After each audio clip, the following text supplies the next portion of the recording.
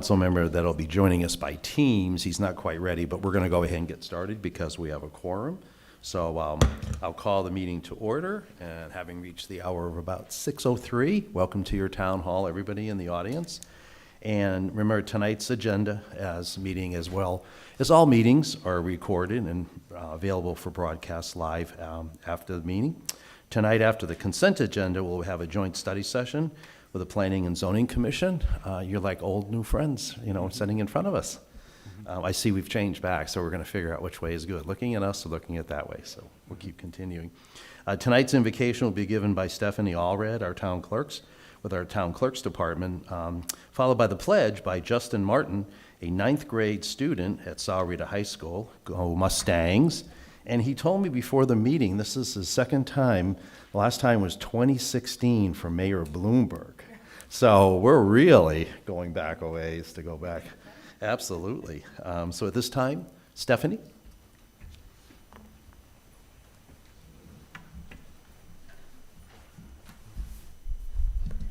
Heavenly Father, we come before Thee this evening and give Thee thanks for the opportunity we have to meet in council chambers and discuss the topics of our town and government.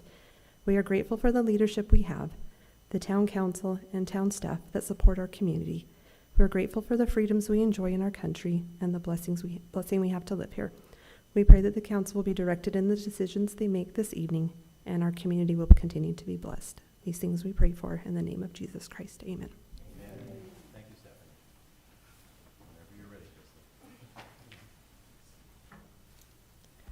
Krista. I pledge allegiance to the flag of the United States of America and to the republic for which it stands, one nation, under God, indivisible, with liberty and justice for all. Thank you. You're welcome very much. And, I also forgot, happy day after Easter. I hope everybody had a blessed weekend and got some rest. Madam Clerk, may I have a roll? Councilmember Bracco, absent. Councilmember Davis. Here. Councilmember Gillespie, absent. Councilmember Morales. Here. Councilmember Priolo. Here. Vice Mayor Egbert. Here. Mayor Murphy. Here. Quorum present. Thank you, and our wishes go out to Councilman Bracco. He's feeling a little under the weather, so we'll be thinking of him. Item number 5 is called to the public. At this time, any member of the public is invited to address the town council on any issue which is on tonight's consent agenda or any issue which the town council can lawfully act upon at a future meeting. Pursuant to Arizona open meeting laws, the council may not discuss the items, but individual members of the council may respond to criticism made by those who address the council, may ask staff to review the matter, or may ask the matter be placed on a future agenda. And I have one here, and then I know I have somebody in the back would like to say a few words. So Tom, oh boy, I can't make out that. Your writing's like mine, Tom. Must be because of the first name. I'll tell you who I am. Okay, thanks. I'm Tom Wilstead. I'm actually here from La Posada. Yes. And I'm representing 4 different biking groups, the Posada Peddlers and the Quail Creek Riders and Green Valley Cyclists and Santa Cruz Valley Bike Advocates. We're strongly in favor of the plan that you're going to be talking about tonight for the Parks and Recreation because it does deal with some new trails and some new bike paths, and we're very concerned about safety. We're very concerned about connectivity as well. That's one of the things we want to see is connectivity within Sahuarita, so you can go north to south, east to west. There's a whole lot of there's actually a number of trails we've discovered that actually already exist that have a lot of dirt on them and so on. They just need to be cleaned up, and so those are things that would be done cheaply, but some of them are going to be more expensive, and we hope those will get done. Thank you. Thank you very much. I appreciate you being here this evening. And Haley?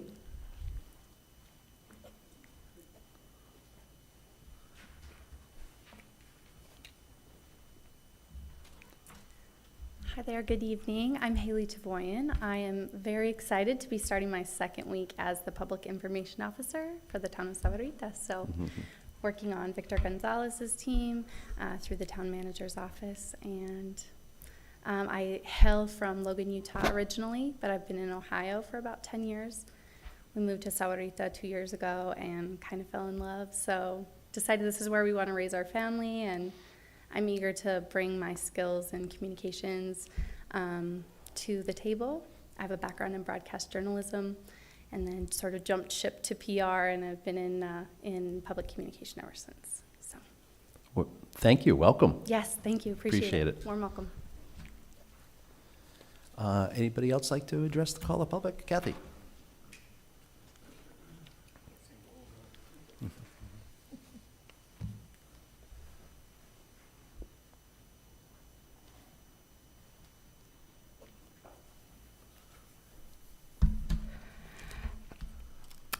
Hi, my name is Kathy McGran. I am presently a commissioner on the planning board, and I would like just to take a moment to apologize to the members of the planning board, planning department, and town board for the frustration I was feeling last week, both from the direction the board appears to be going and the constraints put on our rights to be able to fight this through the town or through private, has caused the decision I'm about to make tonight.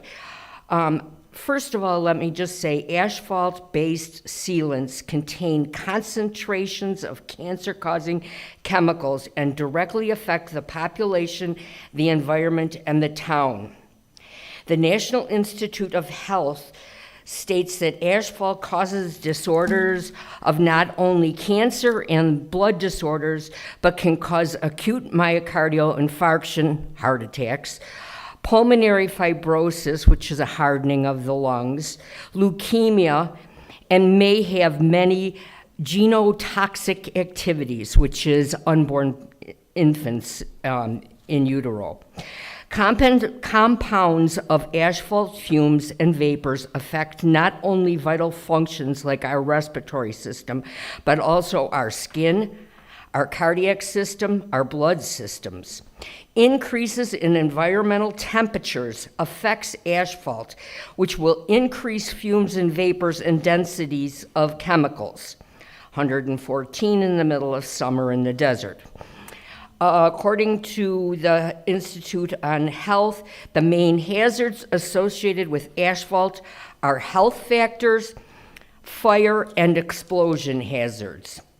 Science Daily chemists show that asphalt binders exposed to sun and water, which is what they say they're going to spray the dust down, leaches into toxic compounds into our environment, affecting not only our groundwater, but all of our wildlife.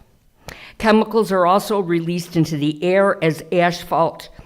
When it's loaded into trucks and it's hauled from the site, it is still being released into the air. So it's not just hitting Quail Creek or Madeira Highlands or Madeira, it's hitting all of Sahuarita because they're going to go in every direction. State and local governments have the power to regulate land use for health and safety and welfare of their people, generally presumed valid and are held up in the face of legal challenges. I am requesting that everyone in this room go to the internet when they get home and make yourself aware of the dangers associated with this project. At this time, I would like to hand in my resignation from the planning board.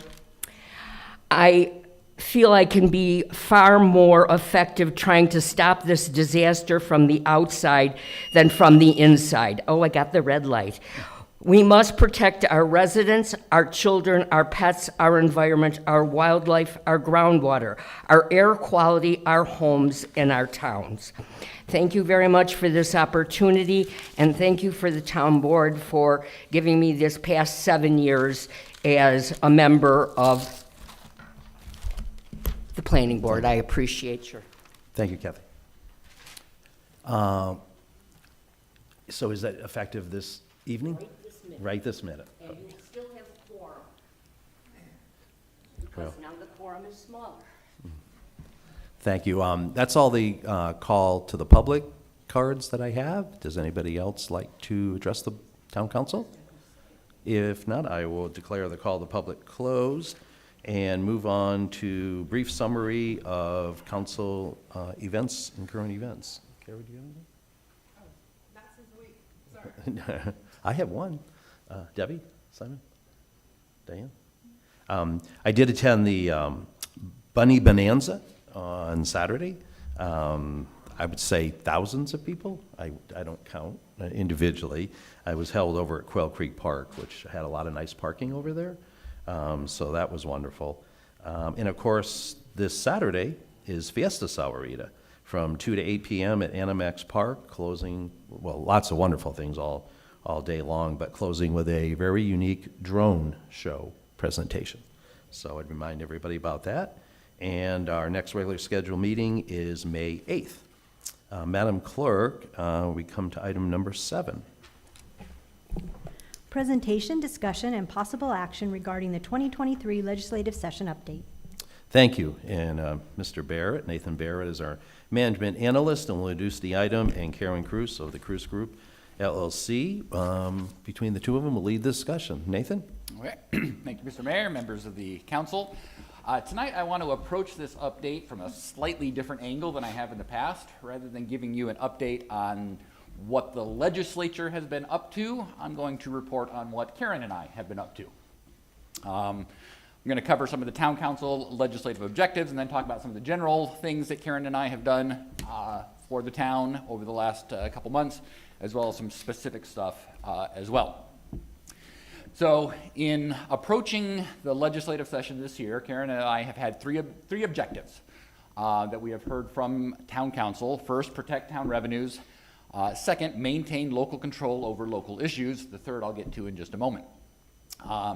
In talking to legislators about maintaining local control over local issues, I have attempted to rephrase this on a number of occasions.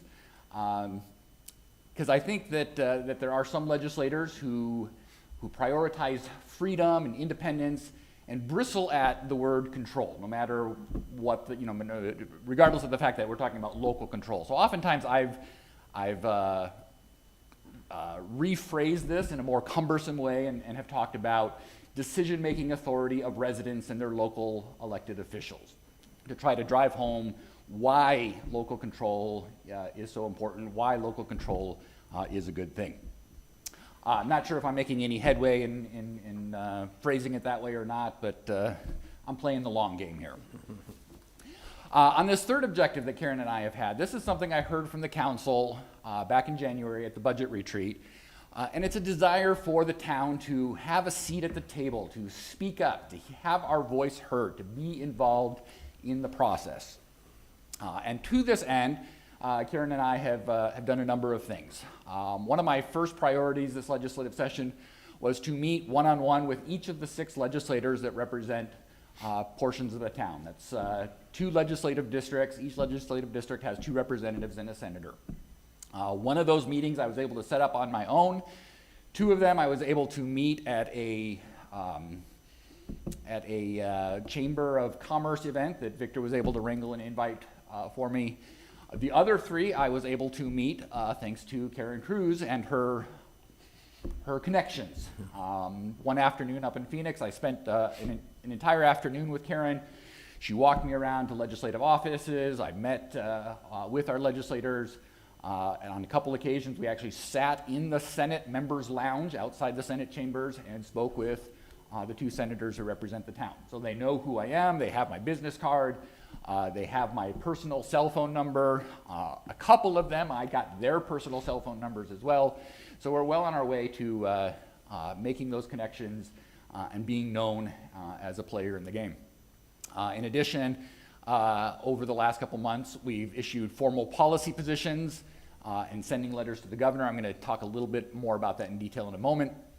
And thirdly, again, thanks to Karen, we've been able to be in the room where it happens on a number of occasions. 2 weeks ago, for example, there was a meeting with the governor's office of intergovernmental affairs with that office, with the league, and with just a small handful of cities and towns. And Karen was able to wrangle us an invite. So the town of Sahuarita was in that room, virtual room. There were only 6 or 7 towns in that meeting. It was a small group. Some of those cities and towns were the big 3, Phoenix, Tucson, and Mesa. But the town of Sahuarita was there. We spoke up. We made our case about this bill that had passed, why it wouldn't be good for the town. So that was an exciting moment. We're advocating for the town. 4 or 5 days later, the governor did veto that bill. And in her veto message, she said that one of the principal reasons why she vetoed that bill was because of the things she had been hearing from the cities and towns. So we're making things happen. We're getting this reputation for being involved. We're known. So talking about some of the formal things that we've done, we've issued a total of 6 policy position papers. These are just formal one-pagers, bullet points, with the idea that, you know, bullet-pointed single pagers are going to be more attractive to busy legislators than a, you know, 5-page, 10-page thesis on intergovernmental philosophy. In some of these cases, I've sent these policy position papers directly to the legislators. In other cases, Karen has circulated them. On the most apocalyptic of these bills, that would be SB 1117, I believe she circulated that to the entire Senate body, not just the 2 legislators who represent the town. We try to do that sparingly because we only have so much ability to attract the attention of legislators who don't represent the town. So as I said, we just do that with the most apocalyptic, the worst of the worst sorts of bills. A couple of bills have made it through both chambers of the legislature, and we have sent formal letters to the governor requesting that she veto those bills. Those letters have gone out above Mayor Murphy's name, so they carry more weight. Right? I think the governor cares more about hearing from Mayor Murphy than she cares about hearing from me. On both of these, we've been successful, if by successful we define it as the governor issuing the veto that we have requested. So we hope to see that continued success. Speaking of success, here are a number of successes we've had. I'm listing SB 1117 as a success. That may be a little premature. The bill known as SB 1117, I think, is mostly dead. However, you may be familiar with the Greek myth of the Hydra, where when you cut off one head, 2 more heads grow back in its place. That seems to be happening with SB 1117. It was defeated on a floor vote in the Senate, but now it has divided, and it's now like 2 or 3 different bills that have been cut up into various provisions. So now instead of fighting one apocalyptically bad bill, we're fighting 3 kind of, sort of pretty bad bills. So we're trying to tamp that down. It's a game of whack-a-mole, if you'll forgive my mixing of metaphors there. On 1162, 1184, and 2535, these are all bills that the governor has vetoed. They did pass the legislature despite our howling protests, but the governor has vetoed them. I've listed miscellaneous bills here because there are a number of bills that at the beginning of the session we had our eye on, we were worried about. Some of them made it out of committee, some of them didn't, but a lot of these bills have been stopped. And I think at this point in the legislative session, we have a manageable number of bills that we're keeping an eye on. Which brings me to my final point here. What are some of the outstanding issues? We've got the children of SB 1117 that we're still trying to keep an eye on. I had a call with the league this morning, and there are, as I said, like 2 or 3 bills, and I need to like refer to notes to keep track of which bills are doing what things. The collection of municipal tax on residential leases, this is back. This bill, there was a version of this bill that passed early in the legislative session. The governor vetoed it, and now it's back in a couple different forms. Whether or not the legislature is serious about these or is hoping to use this as a bargaining chip with the governor in budget negotiations, I don't know, but we're keeping an eye on it. One bullet point here that I failed to put up here is also the chicken bill, which is back as a striker. You may remember my first update back in January when I said that when a bill doesn't make it past a certain milepost, it's only mostly dead. That's what happened with the chicken bill. It came back as a striker. And then, of course, the state budget process. This is the first time in 15 or more years in which we've or in which we're going to have a state budget negotiation between a governor of one party and a legislature of another. So it will be interesting, to say the least, to see how that pans out. Looking at historical data, because I love spreadsheets and averages and statistics and whatnot.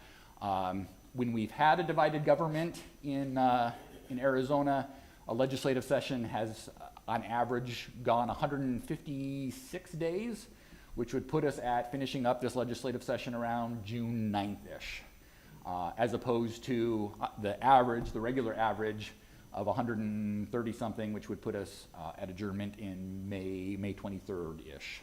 So that's what we've got to look forward to for the next couple months. The bills that are still on the floor will likely move slowly. Again, that will be part of the budget negotiation. So the budget is really going to be where we focus our attention in the next month or so. So with that, I can slow down a little bit and open myself up for questions. Thank you. I don't have any. Does anybody have?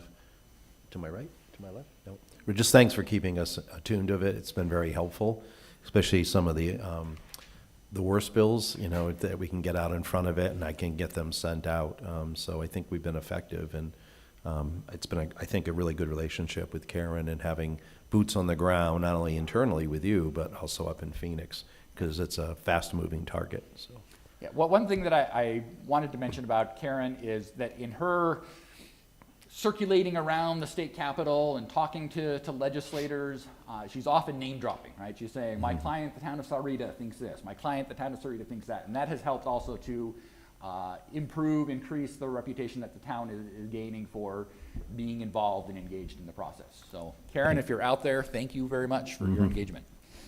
Thank you. No, thank you. I'm excited to be on the team, and Nathan, it's just tremendously helpful to have you and access to you and feedback from you and the mayor and the council. So thank you so much. It's making a difference, and you guys are definitely, your voice is definitely being heard, and we're being sought out for our opinion on bills now, which is a very good position to be in. Thanks, Karen. Appreciate it very much. Was everyone able to hear that then? Yes, Okay. I was. Yep. Thanks a lot. Okay, item number 8, Madam Clerk. Oh, it's a consent agenda. I'll entertain a motion at this time. Second. Any discussion? All those in favor signify by aye. Aye. Any opposed? Consent agenda is approved. Madam Clerk, now you can read item number 9. Honorable Mayor, I just want to note for the record that Councilmember Gillespie has joined the meeting. Oh, great. Thank you.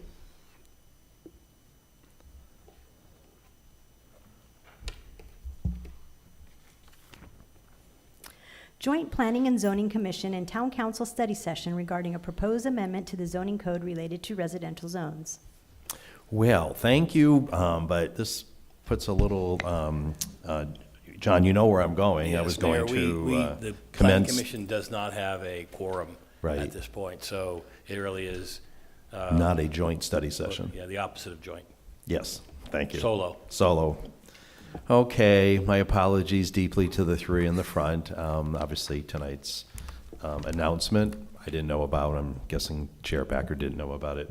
So, like before, if you'd like to take a seat in the front row, that would be fine. And it'll be a solo study session on the upcoming issues. Yes? Will you guys be voting on the joint studies? Well, no, usually in a study session, we're just going to be talking about it. So just like you as citizens or anybody else in the audience, if you have feedback and things like that, get them to Anna. But I don't anticipate, taking any action. I think they were just looking for direction. So we'll give some tonight, but you can give some tomorrow if you'd like, or, email or. Thanks. Mr. Mayor, for Yes. the council's information, I should have a commissioner for me, because that's the one that's missing, that we only have so many up there. Right. Before the next council meeting, I should have someone to bring forth to Okay. fit that position. So Well, thank you. Appreciate that. Ms. Cassidy is our Planning and Building Director and will present this solo item to us this evening. Good evening, Anna. Thank you, Mayor Murphy, members of the council. Good evening. Dylan Perry is going to be presenting tonight, and as we go through the slides, I want you to keep in mind this is a study session. We are looking for your feedback. We had a study session, it's been, 2 months now, and you gave us a lot of great feedback. There were lots of different ideas and opinions that were shared with staff. We did our best to take those varying opinions and come up with something that we think addresses most of the concerns. So we'll be presenting what we came up with based on that feedback, but if you feel we've gone in the wrong We'll direction. see how good you were listening to us. Yes. How is that? Yes, you'll test our listening and note-taking skills. But if you find that they were not up to par and we've gone in the wrong direction, feel free to redirect us. Stop Dylan at any point during the presentation and let us know how we did and where we need to go. Thank you. And because it's not a joint one, could you just send out an email, if you would, to the commission members that aren't here this evening and just let them know what went on, and if they have any thoughts, they could please pass them on. Yes, I will do that. Thank you.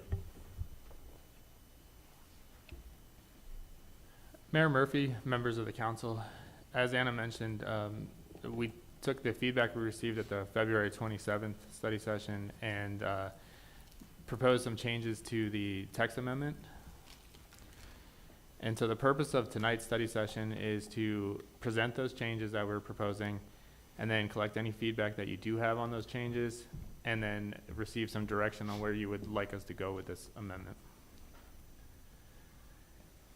And if you remember at the previous study session, we agreed to bring back those items that had the most comments and questions as opposed to bringing back the entire amendment. Right. So we're going to focus on each of those items, starting with tiny homes. What we've done here is at the previous meeting, the issue was raised of what's the difference between a tiny homes on wheels as compared to an RV. That was one of the concerns that the council had. And so, and looking back at that, we went back into the amendment, and what we've done is we've basically eliminated tiny homes on wheels that are not attached to a foundation in ground set or skirted. Except for in the MH zone, which is the manufactured housing zone. So that would be the only zone where a tiny home on wheels that's not attached to a foundation would be allowed. It's the same zone where we allow RVs. Okay. So hopefully that addresses the kind of concern over the consistency with that. Mm-hmm. And it also, I feel, addresses one of the concerns of the public's, which was the aesthetics of having a tiny home on wheels next door to their house. The second item here is that of the accessory dwelling unit, and as I go through this, it's kind of broken down into development standards. So the first one we're addressing is that of the minimum lot size. There was some concern expressed last time that of this idea of cramming the ADUs into very tight backyards. So what we're proposing here is to increase the minimum lot size for an ADU from 8,000 square feet to 11,000 square feet. That'll hopefully address that concern a little bit by making the yards a little bit bigger before you can have an ADU. It doesn't change what zones they're allowed to go into. It just means in those smaller lot zones that are smaller than 11,000 square feet, you're going to have a much larger lot than the standard lot in that zone.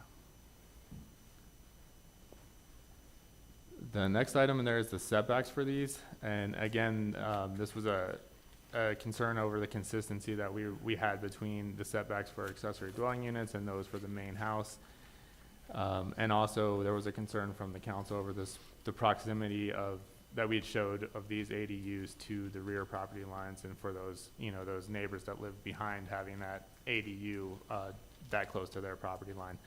So what we're proposing here it applies only to the R4 and R5 zones, but that is to increase the minimum setback from 5 feet to 10 feet.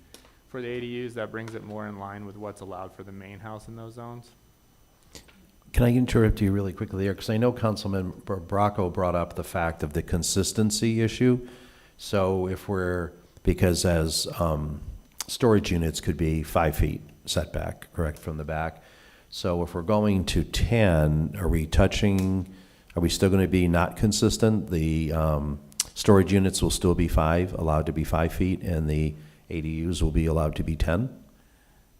Mayor Murphy, members of the council.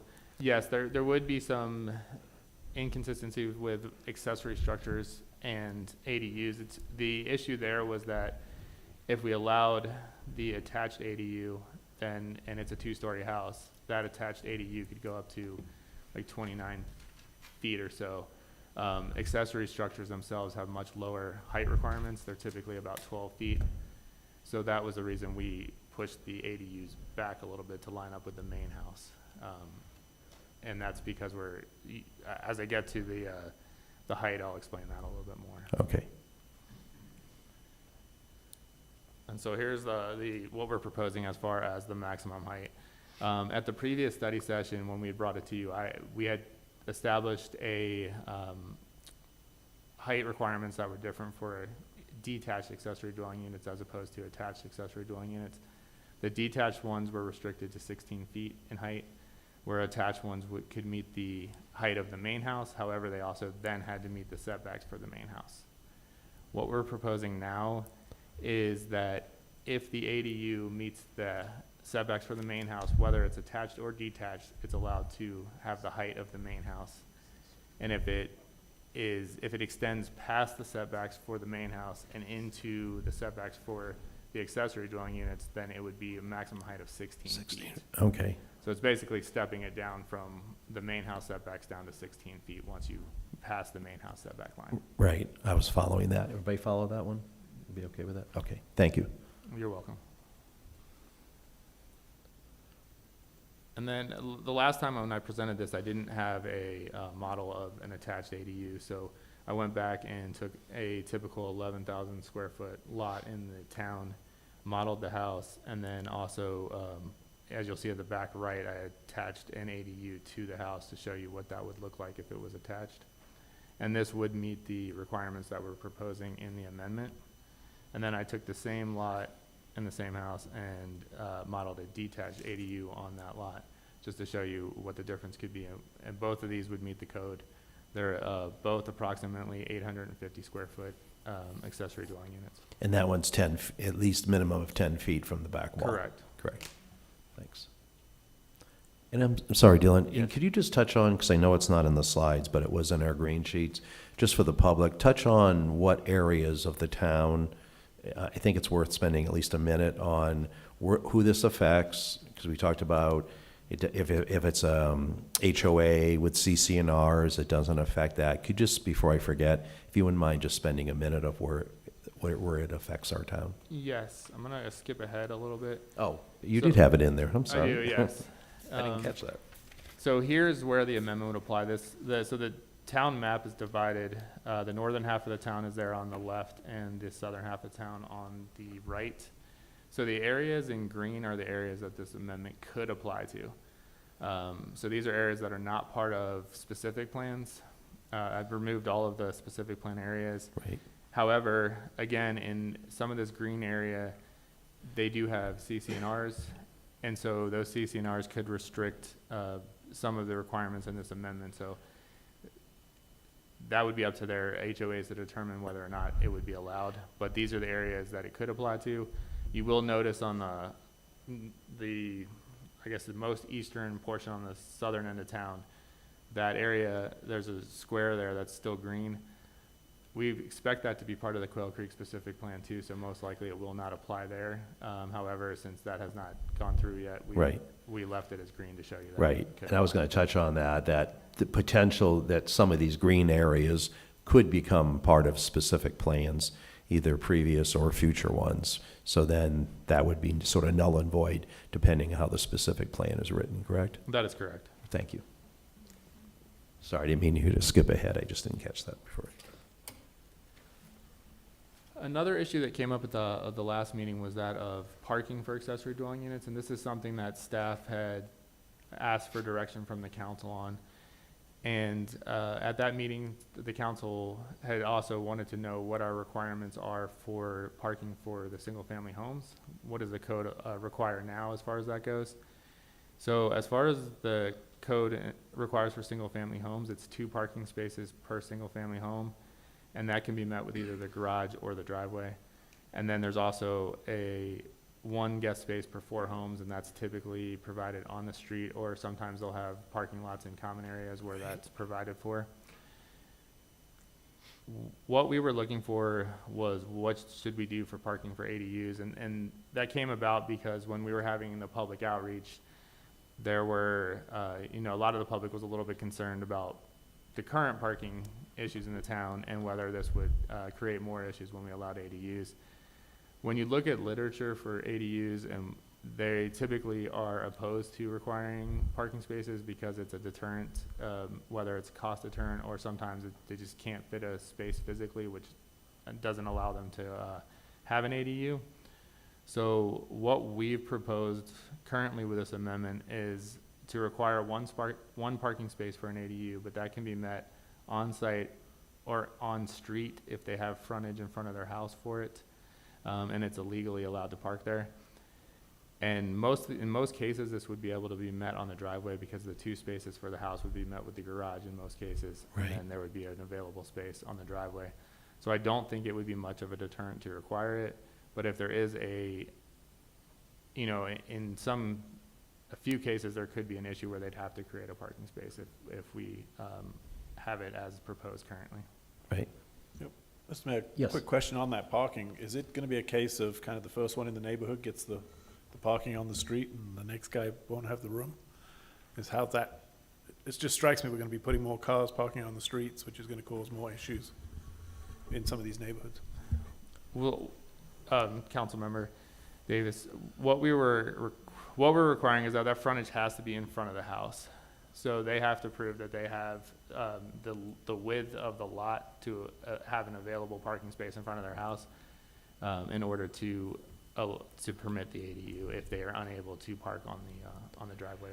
Right, and one of the thoughts I had was if I had a house and I wanted an ADU, I would use my driveway for the ADU and then put my car, which I'm already authorized, right, because I live there, on the street potentially. So this would be, I think, a tough one to probably, because I would find ways, because I already live there, right, with a 2-car garage and enough for spaces for 2 cars, I would just say my dedicated one is on my driveway for the ADU, and then I park one of my cars on the street if I don't have room. Shane? Certainly from an enforcement standpoint, it could be potentially really complicated. Right. There's a lot of factors at play. If you're considering on-street parking as a way to satisfy the requirement to park 1 spot per ADU, is the road wide, is the infrastructure of the road sufficient to allow passage of vehicles both ways plus have parking on either side? And then it becomes an enforcement issue. And so, certainly a clean way to do this would be to just say, yeah, it requires 1 parking spot and you have to provide that on site. And if you can't provide that on site, then maybe you shouldn't be doing an ADU. Right. But in the case of my neighborhood, if I wanted to do the ADU, I would say, yes, one of my driveway parking spaces is for the ADU, and then I'm going to take one of my cars and park it where I can legally in front of my house on the driveway. John? Mayor, I don't think we would draft it that way. Okay. I think what you would say is you're required 2 parking spaces for your house. And if you add an ADU, that means you have to provide 3. Right. But they aren't assigned, one isn't an ADU spot and the other 2 aren't the home Right, spots. so if I have a collective. if I have a 2-car garage and enough parking for 2 Yeah. cars and a driveway, then I'm okay probably for both because Right. I have 4 Yeah, spaces. I think at that point, the code issue becomes, if your garage is full of stuff that you can't park cars in, it still counts as your 2 Right. parking spaces. Yes. Right? So. Yeah, that's exactly what I was going to say, is if we were reviewing for an ADU under these regulations, we would be looking that they have spaces on the site, but we're not going to go out and check and see if their garage is full of storage. Right. And there's not going to be a requirement, the way that it's written, that you have to use those particular spaces. If you want to not park in your driveway and fill up your garage with your storage items and park everything on the street, if you have legal street parking, you can Right. do that. Right. And I think to Councilman Davis's point, where there's an area where you can't park on the street legally, then you're going to have to show it based on your own property's footprint as it is now, right?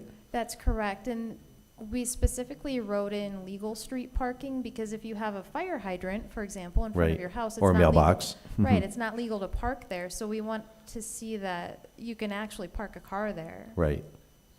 Vice Mayor? I would say that I like the cleaner language that Shane recommended than this. Just, I don't know if that's supposed to have that. You want feedback. I would Yeah. much rather have it cleaner than this language right here. That you just need, if you have a house, and you need 3 cars, you need to have 3 spots on your driveway and your property. Does that make sense? Repeat that. I got a little lost because but if you have legal parking on the, back to Yeah, I'm my, okay with back to that. my Yes, my but I don't example. like the 1 guest space per 4 homes. That language to And- me is confusing. And that is already in the code. Okay. So right now, what we require when we look at a subdivision plat is we look to see if they're going to be providing 2 spaces on the site. And then we look for street parking or common area parking for guests. So when people have company, we want to make sure that they can park somewhere. So the code currently requires a quarter of a space per house where a guest can park. So that's in addition to the 2 per home already in the code. So this ADU, if you're going to add an ADU to that, you need to have the 2 1/4 plus 1. Plus 1. Shane? Yeah, but respectfully, I would think that an ADU is different than a guest because it's more long-term, it's more frequent. Right. And so it's, again, the consideration of a guest and on-street parking makes sense to me because it's temporary. But a cleaner way that helps, I think, with the enforcement, I guess staff can jump in and correct me if I'm wrong, is that if you're gonna have an ADU, then you need to show and demonstrate how that's gonna be parked on site and not on the street. Okay. Yep. But Anna, do you think that still fixes my example where I would show that I have a 2-car garage and 2 spaces on my driveway?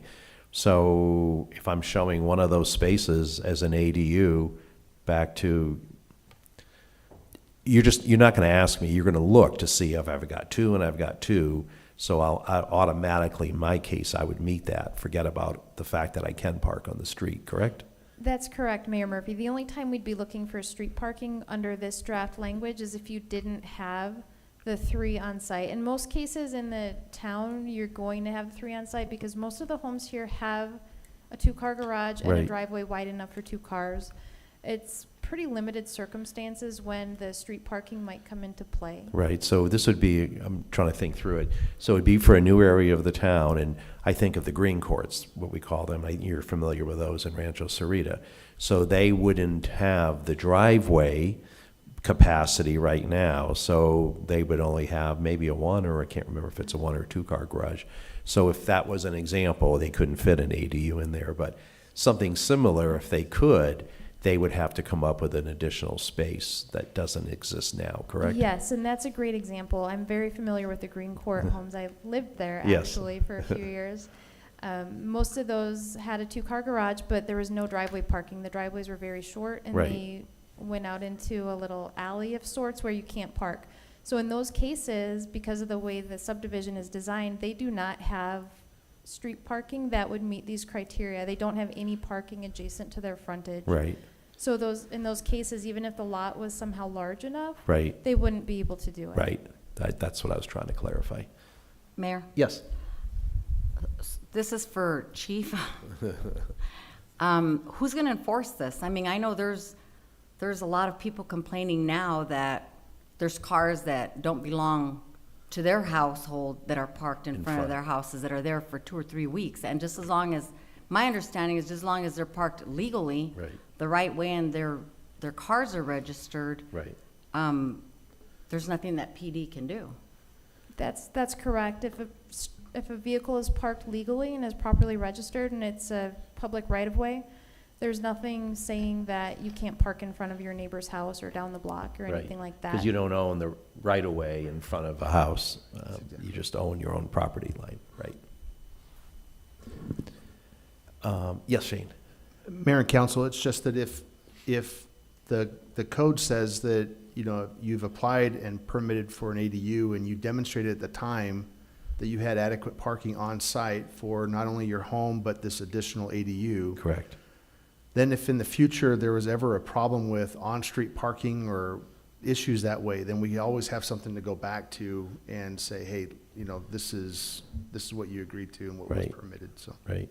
And obviously, if we come in for zoning in the future for one of these green parcels potentially, I'm sure with all these conversations, it's going to come to your mind and Dylan's mind and everybody's that we potentially would be addressing it and looking at it again. Yep, that is correct. Mayor Murphy, members of the council, the code is not written in stone. Right. The only time we really have to worry about it, and John, correct me if I'm wrong, is if we're taking away the rights of somebody's ability to do something that they were allowed to do, and now we're saying they can't do it. Right. Thanks. Is everybody good on this item and she can continue? Okay. What is there, are you looking for direction on this? Yeah, on that one, I heard think it direction was. from Vice Mayor Yep. to just straight up require on-site parking and don't include the street parking portion. If anybody else has different feedback or wants to chime in and agree with that, let us know so we know which direction to go. Right. Thoughts on that, Councilmember? I just Rose? think we're overthinking it. Right. Because regardless, if I build a house and I have somebody that has 2 cars, who's going to enforce that those cars can't park in the street somewhere? Which is It legal doesn't to begin with. necessarily need to be in front of my yard. They might park across the street or 3 Down the houses road. down, wherever there's available space. Right. It's just at the planning phase where it has to be shown as on-site. That's what we think we're moving to, but then you park where you want to park if there's legal street parking, correct? That's correct, and that's how it is with all the homes. We Right. require the 2 on-site, but if they choose to not use that space Right. and to park their cars in the street where it's legal to do so, there's nothing we can do about it. Right, because I could have 4 teenage kids at home with all having a car. I've proven my 2 spaces from the code in the beginning, but it doesn't mean you have 6, 7, 8 drivers at home. Yes, you should. Oh, yes. I'm in favor of not requiring only 3 spots. So, Clarify? Sorry. yes, what the vice mayor wanted, that unless you have room for the spot for the ADU parking on your property, and if you don't, then you can't have the ADU. I'm agreeing with you, Anna, that we should allow the street parking if it's legal to do so. So they could have the ADU if they meet all the other requirements. And just for the record, it's, Councilmember Gillespie is having a hard time being in and out of this meeting, but he sent me a text that kind of dittoed what the vice mayor was saying. So just Right. wanted to throw that in there. Right. And I guess I'm stuck back into the middle because I think what Councilmember Priolo is suggesting with my current situation, I'd be compliant with that and I'd be compliant, with the vice mayor. So you're probably more confused than clear, I would say, Anna, because that's kind of where I am. Knowing what I can already do, and I can satisfy both of these requirements just the way I have it. So knowing all of that, do you have something you'd suggest? That is a great question, Mayor Murphy. Like I said earlier, there are so many homes in the town that can meet the on-site parking. I think it's a nice option for people who for some reason might not be able to allow the on-street parking as an option. But I think in most cases, people are going to be able to meet their requirement on-site anyway. So it's up to you if you want to offer that option for those very limited number of cases where they don't have the 3 spaces on site. Right. Mayor, maybe Yes. maybe it could be sort of a waiver process for those folks for some reason don't have a driveway. And maybe, I don't know if it's worthwhile coming up with some standards where the applicant would have to show that parking a car on the street, the street's X feet wide, more than 20 or whatever. You know, we could set, so we could create some standards where, probably by way of like an administrative waiver, because the whole intent here is to make it relatively easy for people to add one of these ADUs. Correct. To provide for housing. So the more Right. rules and regulations you put in, the more hurdles there are. So if you set the rule of, you have to park essentially 3 cars on the property, but there's a waiver possibility under certain standards, then, and you do it at administrative staff level, then it doesn't become so burdensome, and I think you could achieve those goals. I don't know if that's your thoughts on that. That's another way we could go. It, I think, creates another step for people for those limited circumstances. Right. One thing I wanted to throw out there was to address the concerns about neighborhoods where there is a lot of on-street parking and people are upset about it. If it's usually the neighborhoods that have the parking on only one side of the street, or Correct. the lots are fairly narrow and it's pretty tight. So allowing the ADUs only on lots with 11,000 square feet, it's not going to be in those tight neighborhoods. Right. It's going to be the more spread out neighborhoods. And another thing that we could put in there just to make sure is that the on-street parking is only an option where legal parking is available on both sides of the street. And that way we've got the adequate street widths, we've got parking on both sides of the street for Right. people who live on both sides of the street, and I think it's just a, And that would encourage a future developer to think of all of those things, which then would help us prevent the enforcement perspective with the PD moving forward. right. So if you like that idea, if it Yes. helps, I think it helps meet some of the concern about over parking on the streets and neighborhoods, but also allows people an easy way to do it if they need to. That we just add in that parking must be available legally on both sides of the street in order for the on-street parking to be an option. Yep, I like that personally. I like that too. Councilmember Morales. So kind of back to what John was saying, I was my dad's caretaker for 10 years and his driver's license was revoked. That's why he moved with me. Right. So there's not even a vehicle involved. And, you know, what are the chances of me not being able to build him a dwelling if he doesn't even have a car? You know, back to the waiver kind of thing. And that's one of the reasons, Councilmember Morales, why most of the literature on ADUs recommends against requiring the parking. Right. Because there are a lot of situations like that where somebody is wanting to use the ADU to care for a family member who can't drive. In our case, because of the way our town has developed, I don't think requiring the parking is really much of an obstacle because, like I said, we have the garages, we have the driveways. It's, Right. you know, it's not urban California or some other situation like that. But also, I think the challenge with something like that is your intention could be up front to have your father live there who doesn't drive, but at some point, you know, he's not going to live there anymore, and then you have this essentially rental unit you could use, and that could be a person with a car. So I think the idea is you want to have it standardized so that it's relatively easy to be able to do an ADU that does, but all at the same time, it doesn't impact your neighbors, sort of those competing property rights kind of issues. Right. But to Councilmember Morales' point, so if you had, if you built an ADU and there's nobody driving, the fact that she already was qualified under that standard because she has her house, right?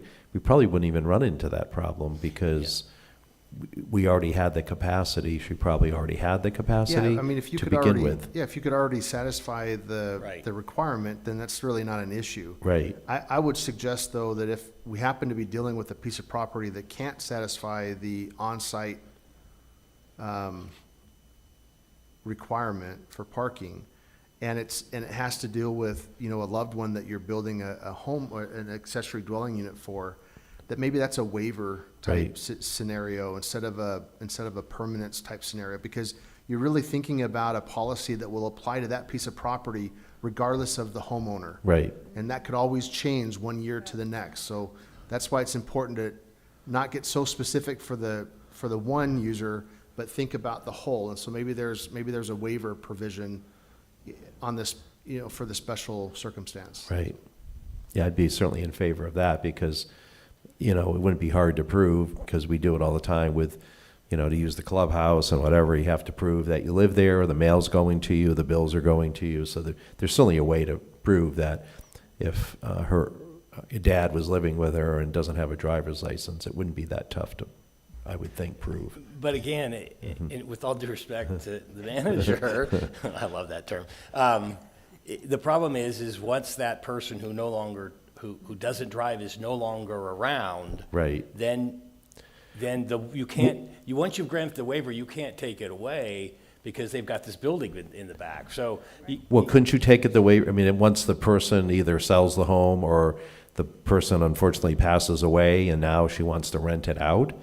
I mean, here's the reality. We wouldn't know when that happens. Right, true. I mean, but if that happens, that transition happens, the loved one is no longer there anymore, and now they're renting it out, and then a parking issue does manifest itself, then we would know that use has changed. It's not now a loved one that's being cared for. It's now they're renting it out, and because it's outside of the waiver, there might be something to do there. Right. Well, now that we've confused you well enough, Anna, I think you know where we're going with that. So why don't you give it a shot? And is that fair? Mayor? Yeah. Yes. Go ahead. So, I mean, I get what you guys are saying, but why should I be denied? Because it's something that can happen in the future, is my point. Nothing that was said here would deny you from that. You would qualify for the waiver, and you'd be able to do what you needed to do. Okay, but then let's say it happens where my dad passes away and somebody else comes and moves in. Right. Then you are back into meeting this standard to be able to rent it out to somebody that would. But the problem with that is if you can't meet the standard when you build it, you'll Right. never be able to meet the standard. So I think Anna's idea is a good one, that is that if you can't park 3 cars on the property, then we'll allow you to park a car on the street, the third Right. car, so long as it meets certain Yep, standards. yep. So yes, different people are going to be treated, or different properties are going to be treated differently, but that's normal in zoning. A larger lot is going to have an ability to do an ADU a lot easier than a smaller lot. Right. It's going to have ability to park cars on the property. Some lots can't build pools because Right. of setback, and Yeah. others can. Right. Those kinds of things. Okay, so I'm going back to your. If you want direction, for me, that's my direction. I like the one that you had. Okay, thank you, Mayor Murphy, members of the council. I'm seeing a lot of head nodding, Oh, so I think we have gotten somewhere with that one. Yay. Thank you. Okay, so I'll continue on with the accessory dwelling units, and then the next item there is the design of them. And at the previous meeting, there was some discussion about people bringing in kind of shipping containers as accessory dwelling units, and it was mentioned that potentially staff could kind of control the design a little bit, but the town doesn't have residential design standards. So as it is currently, we would not be able to control the design of that ADU at all. So what we're thinking is we'd have to add language into this amendment directly related to ADUs in order to have some say on the design of it. So what we're proposing is just to add some language that requires the ADU to be architecturally compatible with that of the main house.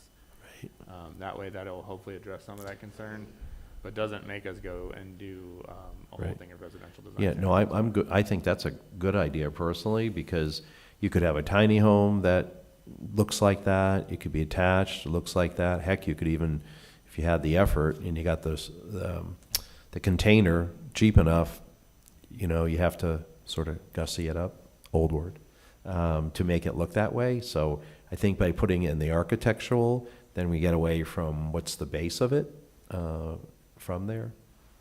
That's just my opinion. Everybody else good with that? Yep. Head nodding. Keep going. And then another item that came up at the previous meeting was that of interior ADUs and whether or not the draft as proposed would allow for them. So we went back just to make sure that it would, and just added a definition in there to clarify what an interior ADU would be and make sure that it was permitted. And again, an interior ADU could be something like a basement that's converted to an ADU, or a garage converted to an ADU, those type of things. So we do have that in the code. And then another item that was brought up was what's the difference between these single family for rent communities that we discussed and condos and townhomes. Just to clarify that, single family for rent are not subdivided. They are all rented homes on one lot with one common owner and treated the same as an apartment complex, whereas townhomes and condos are subdivided and typically under separate owners. And then we discussed this earlier as to where the amendment applies in the town.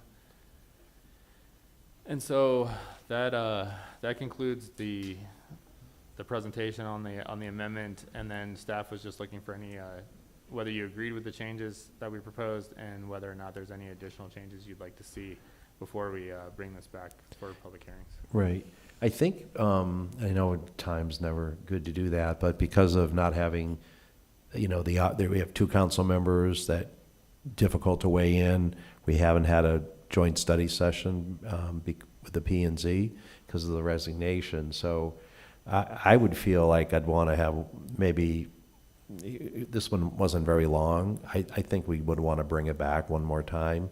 That's my opinion, only because I don't want to have people, you know, emailing you, which is fine, but then we haven't had a full dialogue based on what the emails might be from either 2 council members or P&Z. But that's Could I just make a suggestion just for streamlining, that if planning and zoning have concerns, they can talk to Anna. If there are council members that have concerns, they can talk to Anna.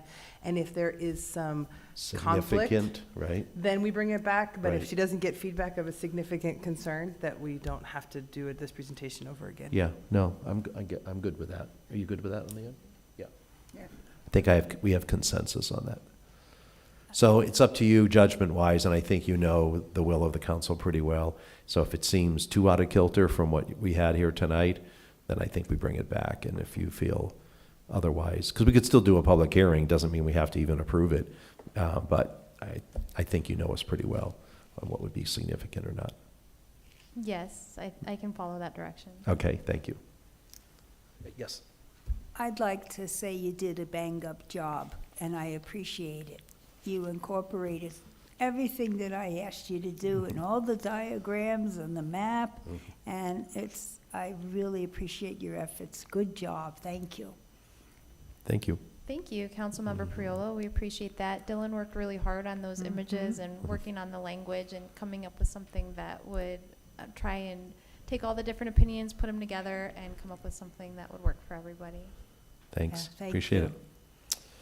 Everybody good to my right? Okay. Item number 10, Madam Clerk. Study session regarding Saharita Square and related projects, including the Catalyst Project, Town Center, Parcel 30, and the Mosaic Quarter. Thanks. And we have a return visit from Ms. Cassidy that will be presenting this item. Maybe she's moving to the podium.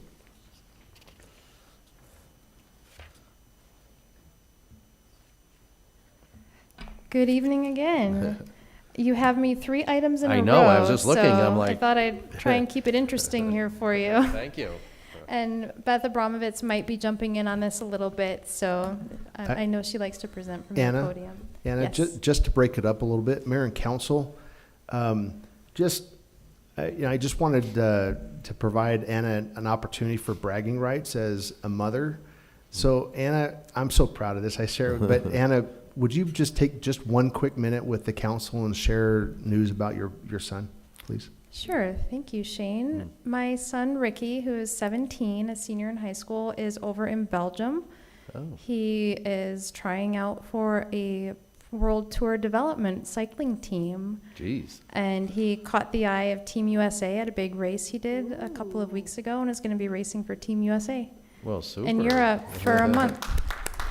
Does that mean he'll be doing El Tour, or that's not even high enough for him? It'll be a bigger deal than El Tour. Than El So Tour. very exciting. He won juniors for El Tour last year and Oh, came in wow. 8th overall. So Super. he's a fast and motivated little kid. Well, good.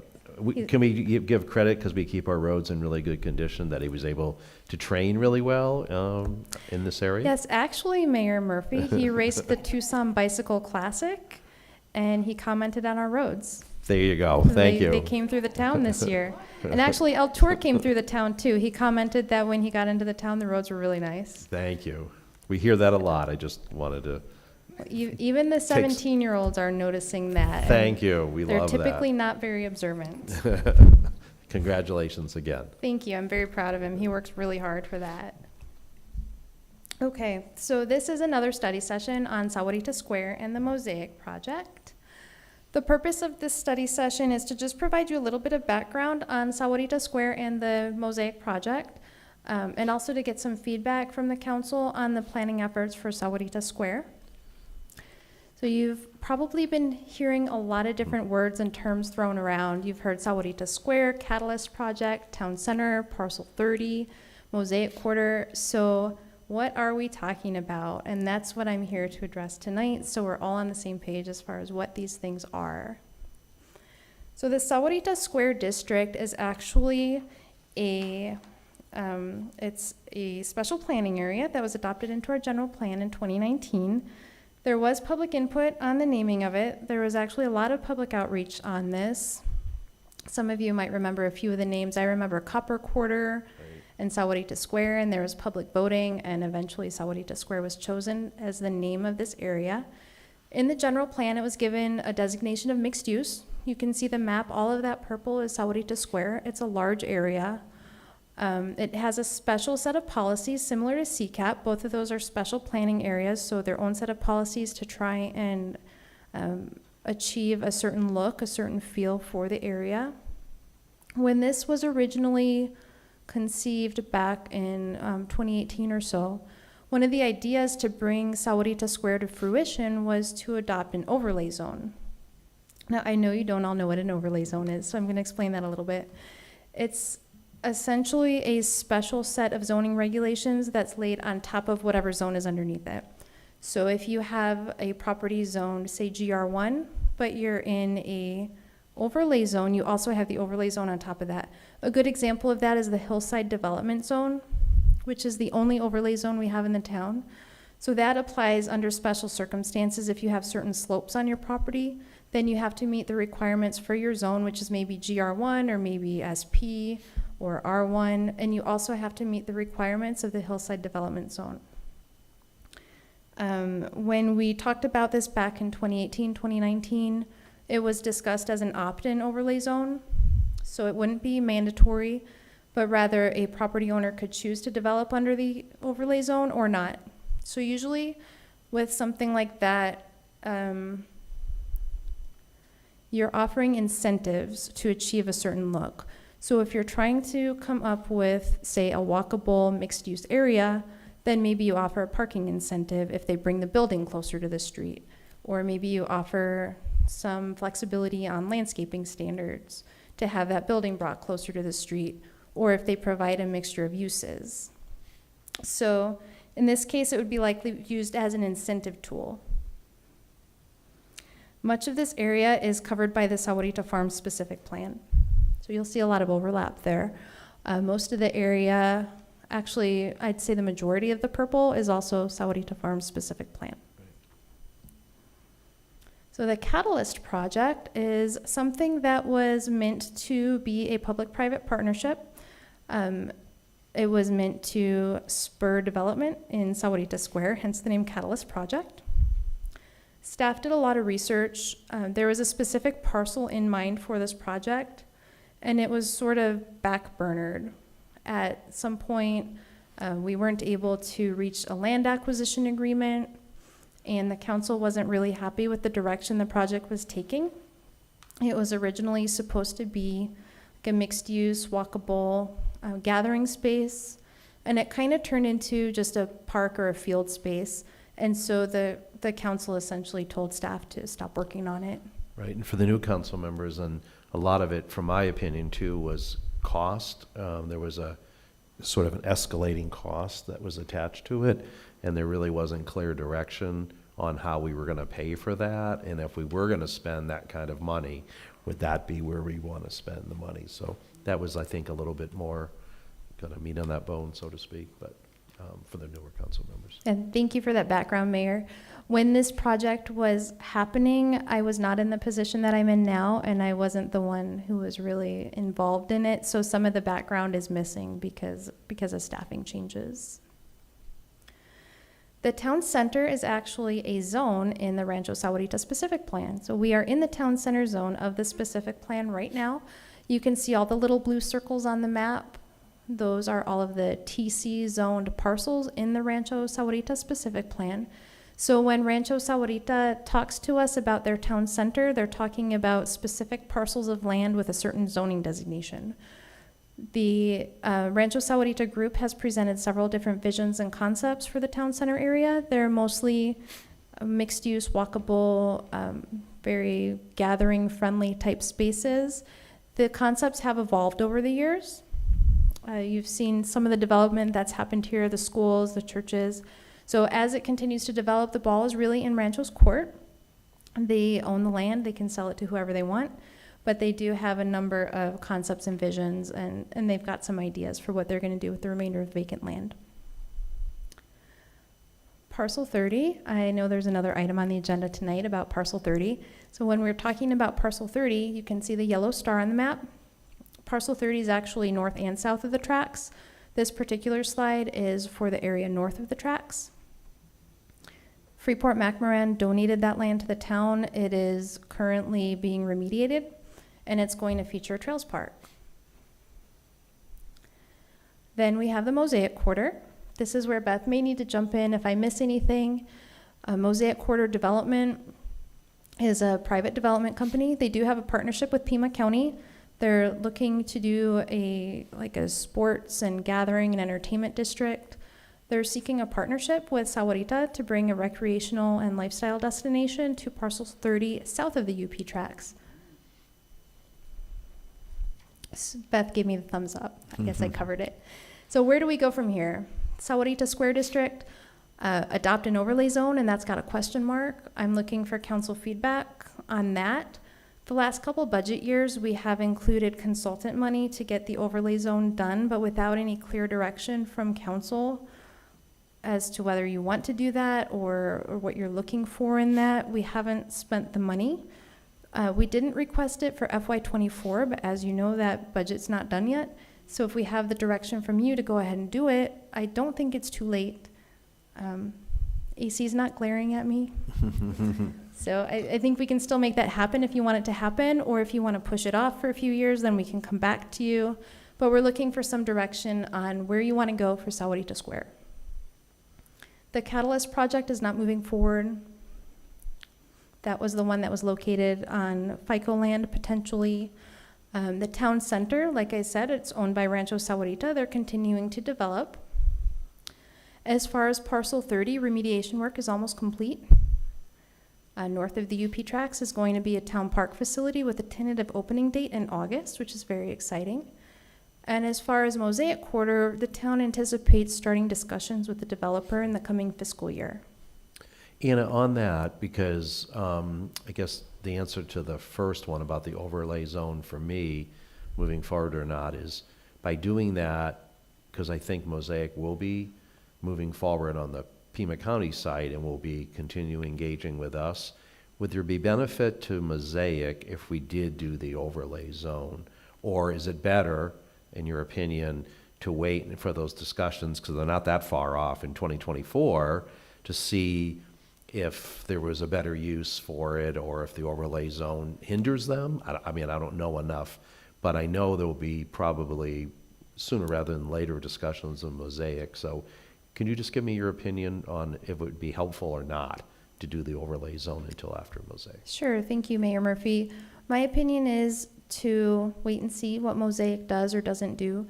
If they are going to come in and have a successful project, if we do want to develop an overlay zone for the properties around it, it might be helpful to see where they take their property or where the partnership goes and create something that can really work in as a synergy with that project. Right. No, thank you for that. And the other thing is, because I know our monies are finite and we have lots of uses for it, So especially with that type of feedback, I'd be more apt to wait, and then if we had those other funds to be freed up to do something else with sooner rather than later, that's where I would like to go. But Right, and I do want to mention that we have the general plan update coming up.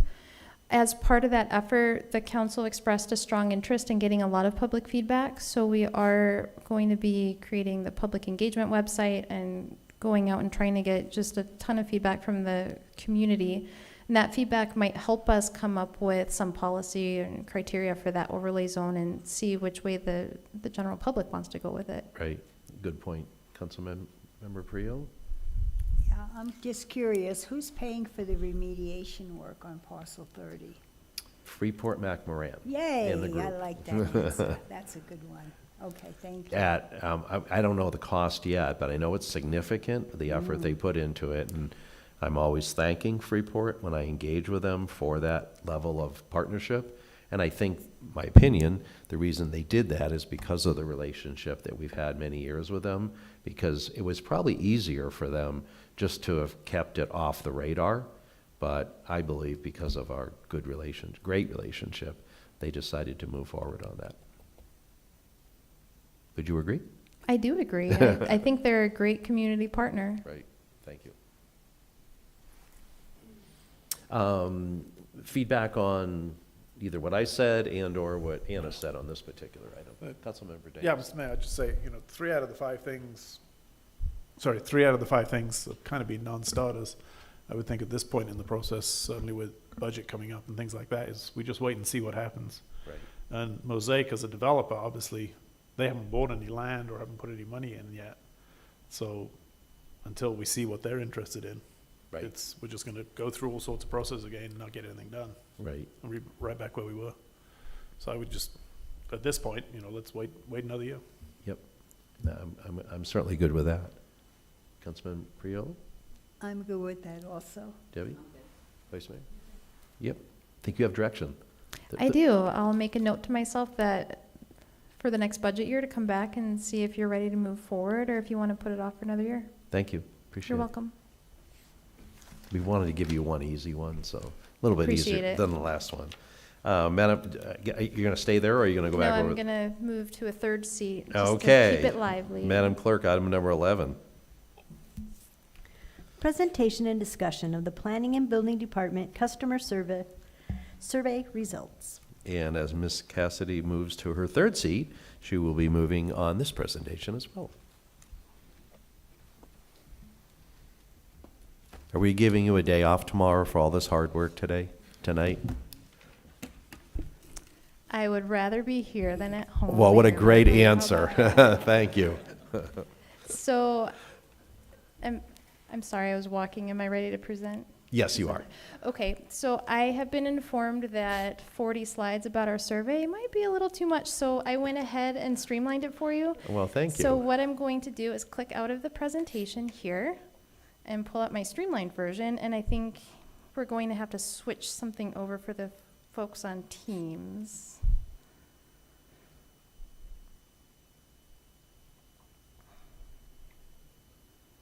So Anna, I'm- are you able to do that from your, I'm trying, I think I can.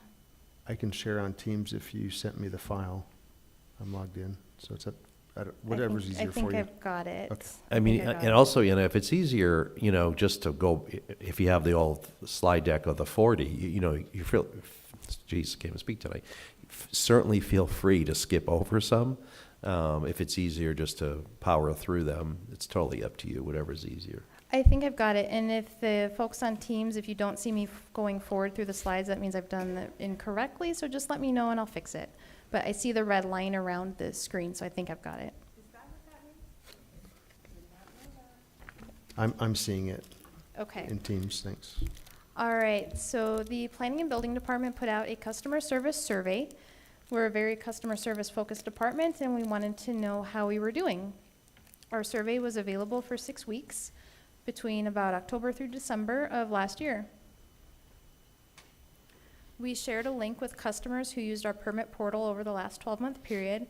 We wanted to make sure that our feedback was based on recent experiences and not something that was maybe a long time ago. The survey was verbally announced at SABA and MPA meetings, and it was also included in our department's email signature lines while it was open. What we did for the survey was we broke down our customer groups into 4 different customer types, because every customer has a little bit of a different experience. So we broke it down into contractors, homeowners, corporate permit coordinators, and then your architects, engineers, and professional planners. We received 509 responses, and I'm proud to report that they were overwhelmingly positive. One of the first questions we asked was, in what capacity did they interact with our department? And these are the 4 different pathways. So you can see the red slice of pie, those are our homeowners. We had 197 responses from them.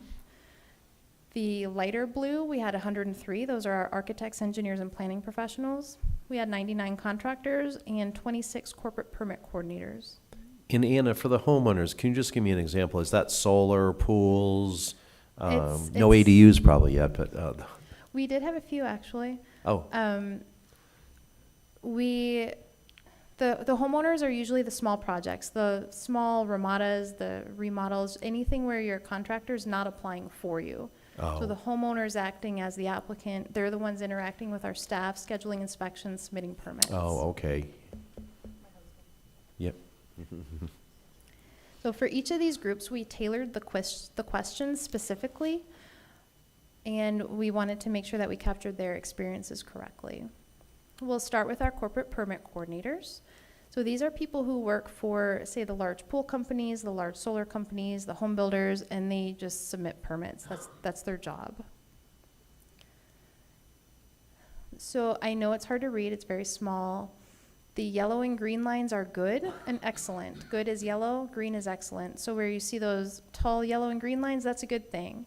The question on top is, how would you rate our permit intake and plan review staff? And we have 96%, I'm sorry, good or excellent. So I would say that's great. How would you rate staff communications? This is another excellent one. We had 0% of the people say we were poor and fair. 100% said we were good or excellent with our communications. The top question here says, compared to other jurisdictions, how satisfied were you with the amount of time the town took to issue your permit? Once again, we have 96% said they were satisfied or very satisfied. The second set of lines, all the blue lines, those are what can we do to serve you better. Now in this category, we listed like 10 to 12 different items, things that staff chose as things that people might want to see us do better. And we asked people to select maybe 5 or 6 of those. I don't remember the exact number, but it was, they could choose a limited number of their Right, top more than priorities. one. They could pick multiple ones if they wanted. Correct. Right. So the top 6 things that came up from our corporate permit coordinators were to offer more information on our website, offer faster plan review, even though 96% of them were satisfied or very satisfied, but who doesn't want faster plan review? Offering over-the-counter submittal for small projects, improving the clarity of review comments, offering permit website tutorials or workshops, and improving permit website document upload.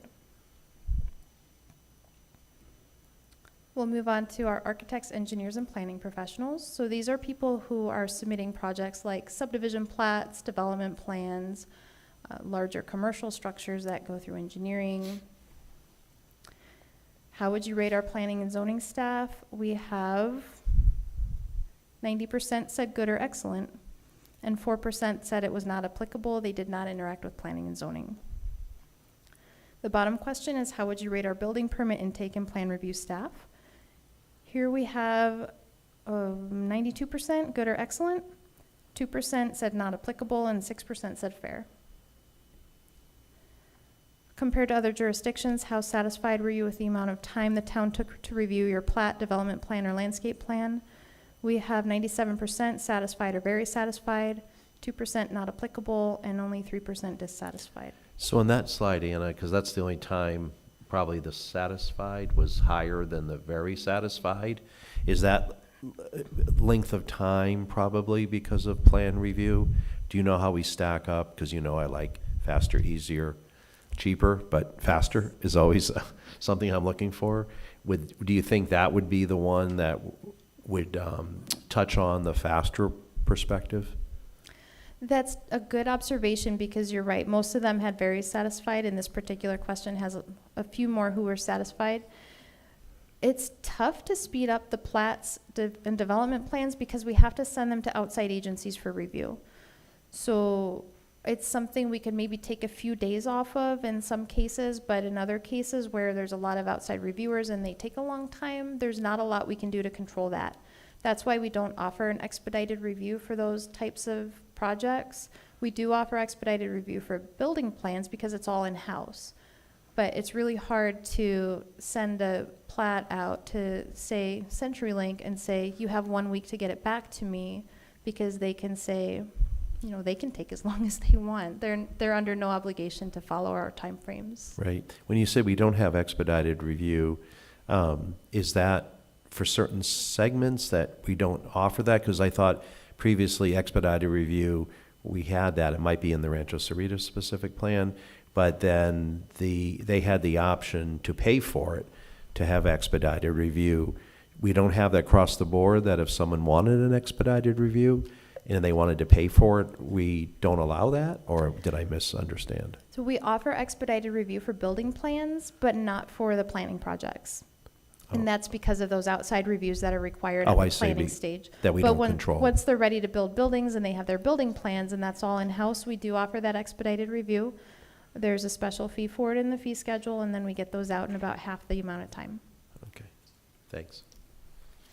So the bottom question on this slide is, compared to other jurisdictions, how satisfied were you with the amount of time the town took to review your building permit? So here we have 44% satisfied and 51% very satisfied, and 2% said not applicable. So we're doing well here too. We've got 95% satisfied or very satisfied with the building permit timeframes. What can we do to serve you better? This was that question where you can choose more than one. The top 6 things were to offer more information on our website, offer permit website tutorials or workshops, offer faster plan review, offer over-the-counter submittal for small projects, improve permit website document upload, and improve the clarity of review comments. Thanks. So we're seeing a lot of repeats here Right. from the first group. So is the idea that you'll take these and try to touch on them? I know a couple of years ago, I had heard a pilot program up in Tucson about solar. 1 day app, something along those lines. I don't know if they move forward with that, but I know I'd brought that up before. Is this where you get to look at those kinds of opportunities and address kind of how can we improve the top 6 concerns? Yes, that's exactly correct. What we wanted to do with this was see what our customers' priorities were so that we know where to direct our efforts and our dollars, because some things that people want cost dollars on our end. So we don't want to invest the time and the money into something that's maybe not our customer's top priority. Great, thank you. Okay, moving on to contractors. We asked them how they would rate our permit intake and plan review staff, and we have 90% said good or excellent. As far as satisfaction with the amount of time the town took to issue permits, we have 87% satisfied or dissatisfied, and satisfied or very satisfied, 10% dissatisfied, and 2% very dissatisfied. So this is a little common theme, I think, branching out on the time perspective. That would be my observation. Right, and I would say 87% satisfied or very satisfied. I'm getting tongue-tied. Very satisfied is very good, but 12% there's some room for improvement there. Right, thanks. How would you rate our inspection staff? Again, this is very good. We see 6% said fair and 3% said not applicable, so I'm not that great at math, but this looks like 93% said good or excellent. What can we do to improve the experience of the contractor? The top 6 items were offer more information on the website. So here we see that for the 3rd time. Faster plan review.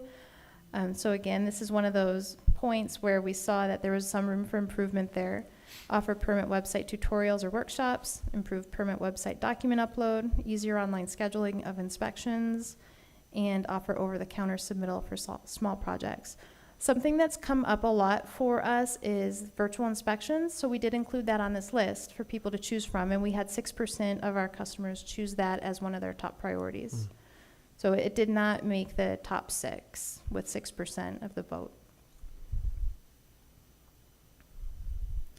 Lastly, our homeowner group, which was our largest group. We asked them how they would rate our permit intake and plan review staff, and we had quite a few say good or excellent, 68% excellent, which I think is excellent. Right. How satisfied were you with the amount of time it took to issue the permit? Again, we see satisfied a little higher than the very satisfied, but with a total of 90% either satisfied or very satisfied, and only 7% dissatisfied, 2% very dissatisfied. I have a question. Sure. Yes. So you got 509 responses. How many of those were just homeowners? Of 190 something. Okay. Thank you. It was the largest group. But still, that was 400 were from other than homeowners, which you said 100 and something of the 500 were homeowners, It was right? close to 200. I can go back to that so Oh, you can I'm see all sorry. that. I thought I heard 100. There we go. 197 homeowners, 99 contractors, 103 architects, engineers, and planning professionals, and 26 corporate permit coordinators. Okay. Well, that's pretty significant from the contractor community. It's not like it's not Phoenix. We don't have tons and tons of them. So Right. that probably hits a lot of them for sure. Yes, I was very pleased with the number of respondents. Right. I'm going to zip back to where I was, so close your eyes if it's going to That's make you okay. ill.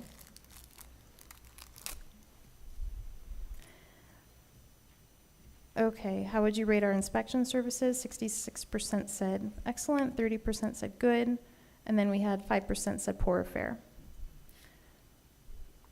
So again, the multiple choice question, what would most improve your experience with the permitting and inspection process? The top 6 items were to offer a simpler online submittal option for small projects. So no surprise that the homeowners chose that one. They're usually doing small projects. It's usually, they do this once or twice in a lifetime. They're not familiar with it. They need a little bit of extra help. They asked us to offer more information on our website, offer over-the-counter submittal for small projects, dedicate a staff member to serve the needs of individual homeowners, and faster plan review. We cannot. So other metrics we use to rate our performance are customer comment cards. We do have an electronic comment card in our email signatures, and when people fill those out, it goes to the mayor and the town manager and myself, so we can see how we're doing. We received 15 comment cards in fiscal year 23 so far. They were all positive. For our customers who are not quite as tech savvy, we also have a paper comment card in the lobby, and we've received a number of those. Those are included in the 15, but we've received a lot of positive feedback. We also have a peer-to-peer recognition program in our department. So far in fiscal year 23, 39 peer recognition cards were exchanged, and these are from one employee to another, just recognizing the great things that we're all doing for each other and for our customers. So what's next? We're gonna look at what the results tell us. Overall positive, so way to go team. Our planning and building team is pretty fantastic. We've got some great people. We're gonna look at the top things we can do to better serve our customers, and I consolidated this all here for you. The website content, extra help for homeowners, easier processes for small projects, improving the website document upload process. Our online inspection scheduling has been a little clunky. It's something that we're working on to make that easier, and putting out some permit website tutorials. No, I noticed what's missing though is how to shorten the time frames from that. Is there anything that we could do to help shorten the time frame? The timeframes are largely dependent on staffing. We are always looking to keep our timeframes as short as possible. We have our regulatory timeframes, which are published per state rules. My staff is aware of my philosophy, which I take from the mayor. Well, thank you. So if we have 20 days and we can get it done in 10, we get it done in 10. We don't wait the full 20. And everybody's aware that that's how I want our department to run. We don't let it sit there for 19 days and then do it. Right. If we put everything in the queue, we start from the top and work our way down. And when we're ready for the next one, we get it done. Thanks. So in your opinion, to get it from 10 to 7 or 5, it would be people related from a Right, staffing it's perspective? largely a staffing issue. We've had trouble filling vacancies. There's been some retirements. Right. It's just a very difficult field to fill positions in. A lot of people who were in inspection and plan review have retired, and not a lot of people are going into it. So as positions have cleared out, it's been hard to bring people in, and with our numbers down, we're leaving a couple of the positions vacant just because we don't want to bring in staff when our permitting numbers are down and then not have enough Right. work for them to do. Okay, thanks. Yes. Mayor, one of the things that I would like to see is over-the-counter review again. I think that's important. I'm dealing with Pima County right now, and it's horrible, dealing with them on the phone and online. Just for some clarification, Councilmember Morales, would that be for just the smaller projects to help the homeowners out a little bit more, or would you be recommending that for everything? More for the homeowners, because, you know, homeowners are oblivious to our process. They don't understand it, you know, and when they're trying to call to get help, they get frustrated because they don't understand the lingo. I'm a visual person, so I like to sit with somebody to show me what I need to do. Especially if you need to correct something, you can do it right there. Right. And, you know, redraw it or whatever you need to do. Right. To do it. I would agree, but you know my philosophy. Any other questions, comments, feedback? No. Well, first, congratulations. And obviously, most of that is trending and you're already picking out the ones that aren't. Most of them were, you know, the very good or excellent was higher than the sort of satisfied or, you know, good. So thanks for coming up with the list and listening to the feedback of where we'd like you to continue to go. Any other comments, Simon, Diane, Vice Mayor? No? Good, thank you. Thank you. Madam Clerk, item number 12. Anna's finished, she Presentation. gets to go relax. Presentation, discussion, and possible adoption of the Parks, Recreation, and Community Services, Parks, Recreation, and Open Spaces Master Plan. Thanks, and Devin Stadler, our Parks and Rec and Community Services Director, will be introducing the item, and Teresa Jackson from Barry Dunn will be joining in, and congratulations again on the Bunny Bonanza on Saturday. It was really well done, I appreciate it. Am I on now? There we go. Honorable Mayor, thank you for that, and thanks for joining us on Saturday. It was a really good turnout. I think one of the numbers you thrown out was about 1,000. I think we had 1,200 for the event, so we were really excited about that turnout. So tonight we are going to be presenting the Parks, Recreation, and Open Spaces Master Plan. Teresa Jackson's joining us from Barry Dunn. She's been our contractor assisting with the lift. This project has been ongoing for just over a year. And we're really excited at how robust this document has become. I want to just say kudos quickly to Teresa. She's been fantastic to work with through this process, as well as Laura Hester, our previous director. She had a huge lift in this, and then our staff who all supported this, not only in our department, but outside departments that helped with this lift. So our master plan, as it states, is currently, that's been adopted, was developed and adopted in 2007. So these are typically about 10-year documents, so we're overdue. So we're really excited to present this tonight. And with that, I'll turn it over to Teresa. Good evening, Teresa. Begin whenever you're ready. Wonderful. Let me share my screen here and we'll get started this evening. Mayor, Council, it's a pleasure to be here with you again this evening. And tonight we get to say that we are presenting the final Parks and Recreation and Open Space Plan for possible adoption. So just briefly, before I begin, I do want to mention that today we made a minor change to the PowerPoint, but it's important to include that on the record. And it was just that we swapped out this cover photo. It had Park and Recreation Master Plan by mistake, and this is truly the update of the Park, Recreation, and Open Space Plan. So we made that minor modification today.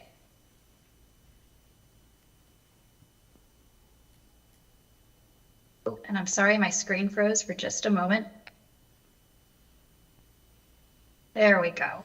Okay. So before we get going this evening, I want to backtrack a bit and talk about the purpose of this planning effort. It's just somewhat of a reminder. We started the effort back in March and we've had these various updates, but it's really important to keep in mind as you consider adoption this evening that this is really the 30,000-foot view of the system. The document is intended to serve as a roadmap and really a guide for decision making.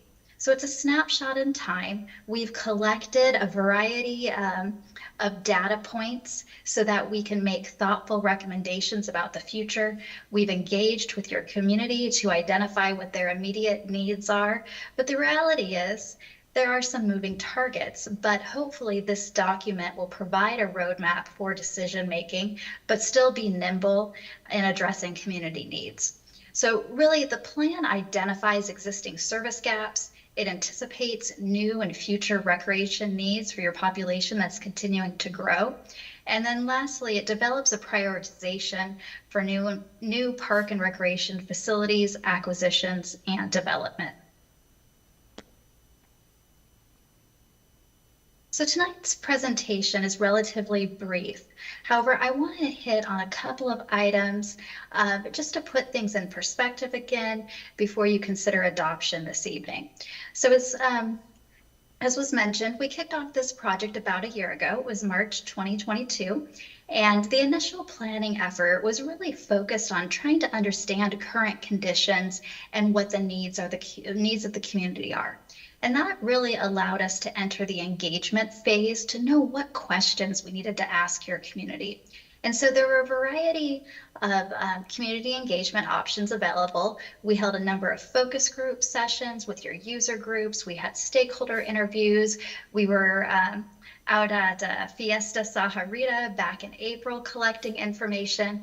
And we also did a statistically valid survey, which is very helpful in going beyond reaching your user and reaching your non-user.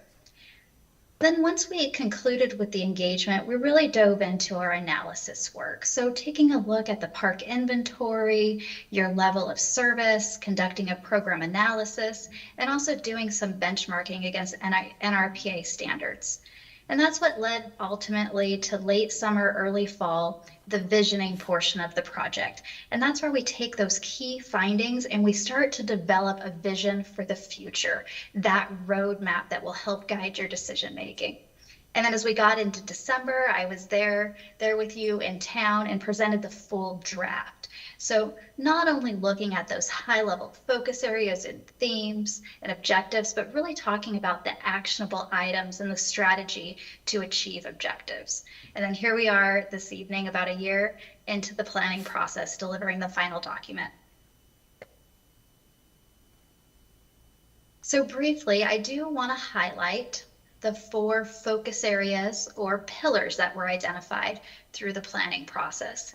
And this is in large part, these are developed through our key findings, which came mostly from community engagement, especially that statistically valid survey and understanding what community needs are.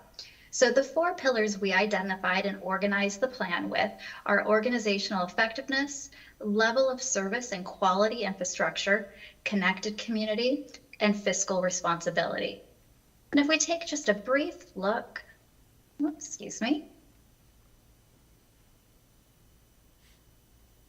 take a brief look here at our goals. We identified very specific goals for each of these focus areas. First, we want to maintain optimal personnel levels. As we continue to grow our service, we need to keep up with our FTEs. Goal 2, prioritize the department for the future. A number of the action items here are really visionary. They're the possibilities, the what if, really based on community needs. Goal 3, expand the use of technology to advance operations. And that really can help with some efficiencies, as we all know. Looking at level of service and quality infrastructure, we have 3 goals here as well.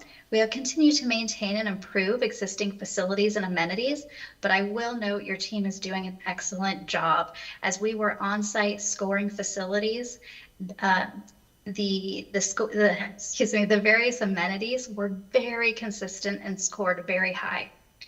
Goal 5, deliver exceptional programs for residents of all ages and abilities. Goal 6, provide consistent and valued parks and rec facility experiences. And connected community, and I'm going to dive a little bit more into this one because when I was with you in December, we were still working on your Trails Master Plan. But through the survey, one of the things that really rose to the top continuously was the need and the desire for trails. There's a lot of value to having a connected community there in the town. So Goal 7, continued development of a well-connected system that meets community priorities. And last but not least, financial sustainability. And we have 3 goals also in this arena. First, implement financial strategies that support and sustain the department as it grows and evolves. Goal 9, expand and refine partnership opportunities. And lastly, Goal 10, diversify funding sources for long-term financial sustainability. So as I mentioned, I wanted to dive a little bit deeper into this connected community aspect. So I've got a couple of maps here to share with you, and then I'll share the specific strategies or action items to achieve these goals. So first, the map on the left, we took a look at your existing trail system. And I will say many communities would be quite jealous. You actually have fantastic connectivity. The red line you see represents your existing trails. So you do have some gaps from Trails Park down to Llano Grande Trailhead, but as you go south out of town, you have fantastic connectivity. And that was actually a key finding for us, that there may be a lack of awareness at how much connectivity you have, and it really calls for more signage along these connection points. But if we take a look at the map there on the right, and I'll zoom in for you, what you see here are really just the possibilities. So you've got quite a bit of connectivity, but we've got this missing spine in the middle. And so we identified options, whether it's this eastern side or western side, to connect you down to Llano Grande. And then from there, you have strong connection all the way out of town to the Deonza Trail. And there's a lot of opportunities there potentially with the National Park Service that we call out in the planning effort to potentially collaborate on trail connections or programs in the future. So again, just hitting on that connected community, I highlighted that 7.3 because I think that our team, one of our key findings was that a stronger wayfinding program that really covers, it provides all the directional signage and the distances and the use of maps, as well as potentially an app, and just really increasing awareness of what you already have would go a long way. And then I also I'll hit on 7.5 there, and that's that trail connection from Trails Park all the way down to Llano Grande, and potentially prioritizing that in the future and having it really serve as the central spine of the system.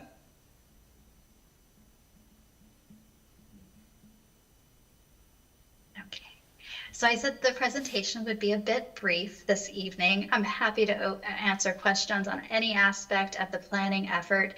When I was with you in December, I took quite a bit of your time going through each objective in detail as well as each action item. So this evening, wanted to focus more so just on where we've been through the planning process and then bringing in this new aspect of a connected community and showing you what really you already have as a system and where slight improvements can be made to provide full connectivity over the course of time. Thank you. No, and I would agree. I think of things like our public utility art, you know, the brochure that we have on where those particular art pieces are out. I probably know where more of those are than I do trails, you know, for an instance. I've thought of for many years, and I know the Vice Mayor has brought it up before, And maybe with our Parcel 30 and working with the Tohono O'odham Nation, connecting into the loop, would always, I thought that would be a dream realized if we ever could do that, but that would take probably the county and the nation to do that. But I think with those partnerships that we've been developing, that would be a potential, I would say, because that would get us from the northern end of our town up, and then concentrating on those, those voids that we have, but also that signage, because if I'm not aware of all of this connectivity, at least throughout the whole town, I'm more familiar with where I live, within the community, that would probably be a good improvement, and I would think not at a significant cost compared to other things that we've been working on. So I appreciated our interview that we had and how open you were to listening to the various members of the community. Anybody Mayor? else? Questions I or do. comments? I'm very in support of the trail. Obviously, I've shared with it many times in the past. When we were looking at putting in that Pima County trailhead that connected to Deonza, that's down there by Quail Creek Crossing, the person was talking about how the trail did exist, and he's like, there's one right off of La Valita. There's a signage there, and you can get on the Deonza Trail there. So I packed up my kids and my bikes, and I was so excited to finally bike the Deonza Trail. There's no way that I would have gone. We did not go on that trail because it's this random signage. There's no real trail there. We would have gotten lost. It's just one of those things. So my question to you is, what does a rural trail consist of, and what is the upkeep of if we're going with that instead of an urban trail for those areas? What does that look like, and how is the upkeep, and is it an area that is identifiable and usable without getting lost? Yeah, I'll take this one, Teresa. So maybe a counter to that a bit. We've had some meetings with our representative from Pima County, and our master plan is going to rely on the Pima County master plan as kind of the umbrella. What we found in the discussions, the first discussion we had, was that the oversight of those trails has kind of fallen into a gray area. And so it's something that our Parks and Facilities Manager, Dylan, is starting to work with his team to see who's gonna maintain those sites, because Pima County relies heavily on volunteers to do that work, specifically in the Green Valley area. We're looking at that program now, so I apologize for your visit. But we're taking that as It was years a, ago, so that's not your fault. Okay. It was like, well, maybe not perfect. We're trying to prioritize that now, though, with our staff, with the coordination effort of volunteers in Pima County, to really tidy up our rural trails. Those really should be walkable, pretty compacted dirt spaces. So. And are most of those within the county jurisdiction, to the Vice Mayor's point, or some in the town and then some in the county as well? Honorable Mayor, that kind of falls back to that same question that we had with our representative, is it's in a gray area. So we're trying to work through who's going to have that oversight. Okay. And work with Pima County. Yep. To develop that partnership, to continue that partnership. Right. Neil has been our representative. He's been great. And we're starting that conversation now. Sure. So. And as long as you're communicating about it, it's much easier to move it down the road and help identify those gray areas, so to speak. Any questions to my right?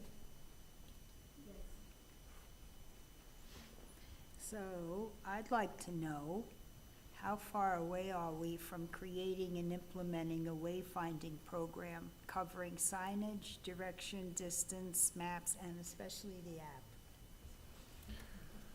Well, Councilwoman Priolo, we kind of started that first phase in our website build, kind of discussing a hierarchy of our information. A website's a good place to start. We are also, and I believe one of our action items is that wayfinding project. I think it has an intermediate timeline, so we're kind of identifying 3 to 5 years to target that.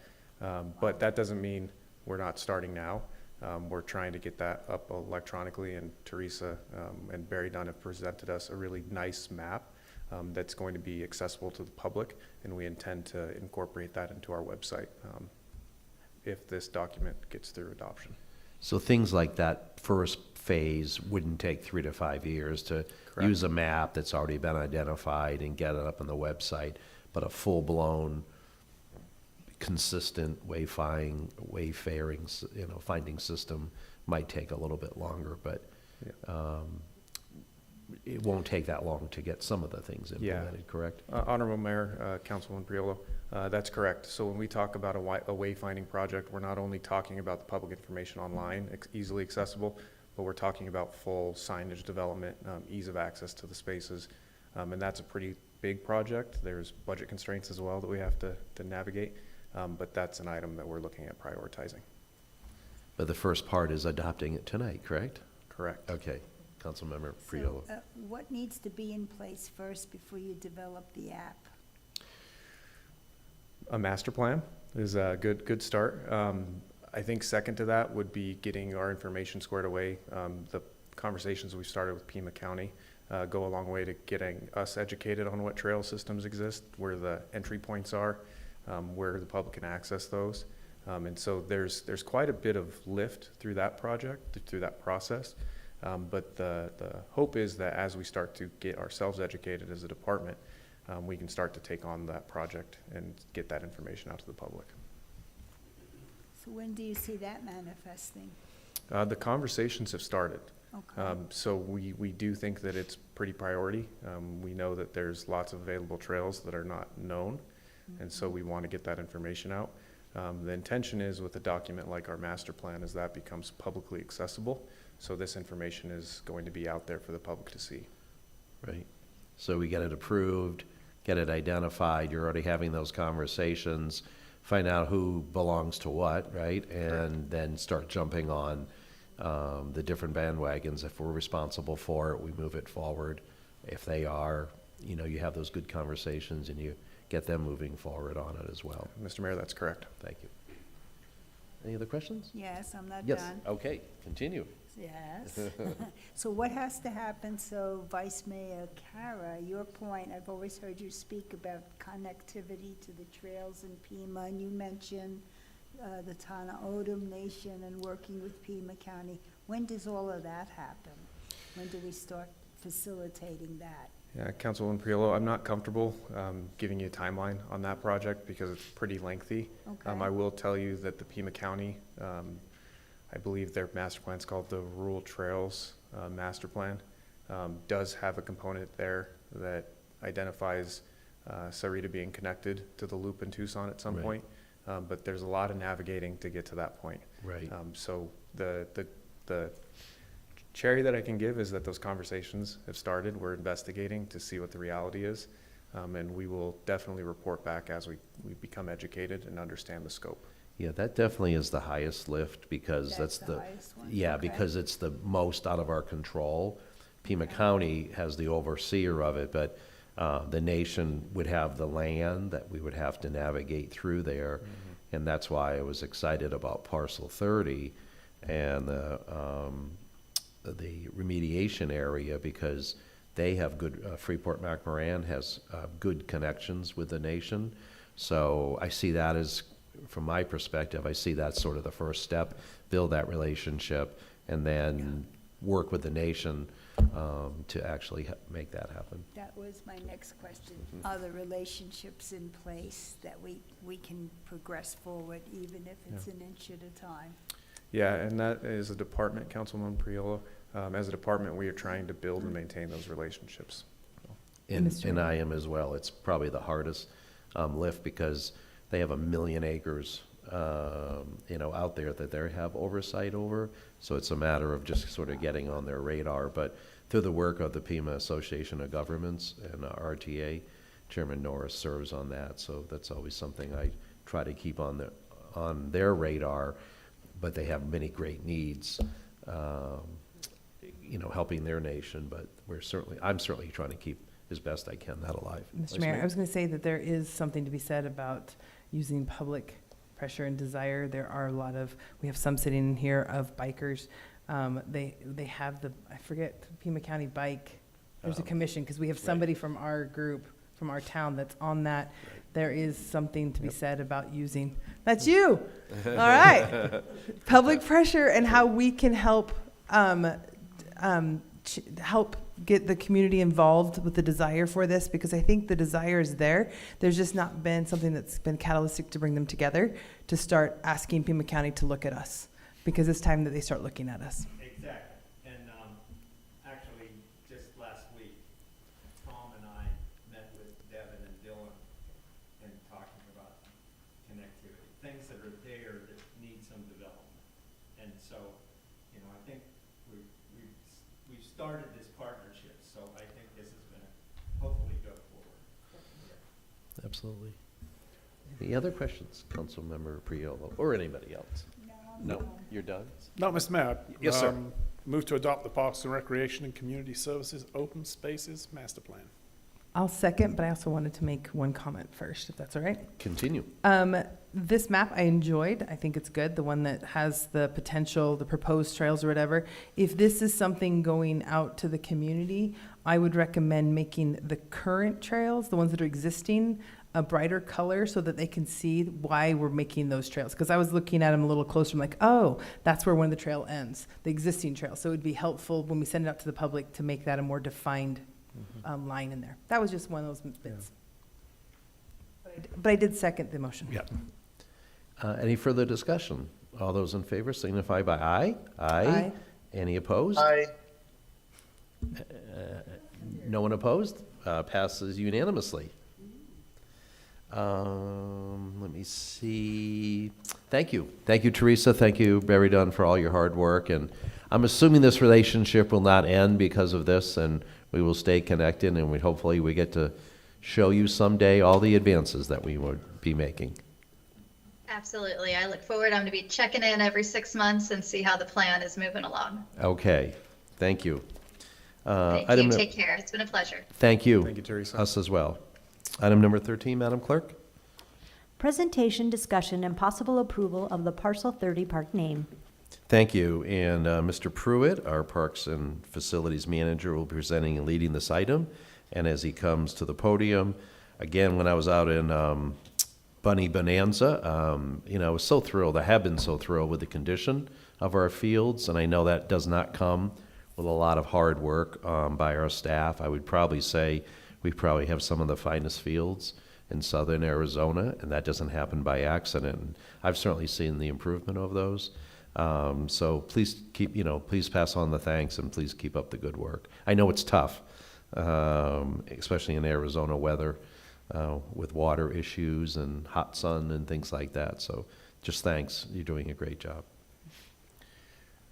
Honorable Mayor, members of the council, Dylan will be able to say thanks as well. But I just wanted to give him a quick introduction and say kudos to him. He's taken the lead in our department as the facilities manager, parks and facilities manager, with this park naming and the donation process for Parcel 30. And so I just wanted to give him a quick introduction and a kudos. Thank you. Well, Mr. Mayor, members of the council, thank you for those sentiments on the conditions of the field. I will make sure I pass on those to the staff. Thanks. So, as Anna kind of mentioned earlier this evening, and Devin and you all are aware, we potentially have a park donation that might be occurring here shortly. And that park's going to need a name. A little bit of background, as Anna did say, Freeport-McMoRan is donating and remediating the land. They're doing all the construction and remediation under their own dime. The final, let's see if this is working, maybe.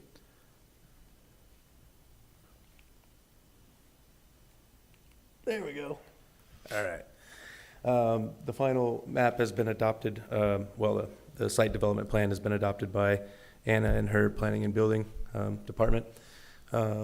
There's approximately 9,000 lineal feet of trail, approximately 6 acres of pollinator gardens, and approximately 2 acres of gathering sites, ramadas, and so on and so forth on the property. And in the process of attempting to come up with a name for this park, we did follow our internal policy on park naming. We developed a list of 11 names that were generated by town staff and Freeport-McMoRan staff. And then we narrowed that list down via community survey on social media to to the top 5 list, and that's what you see in this pie chart before you here.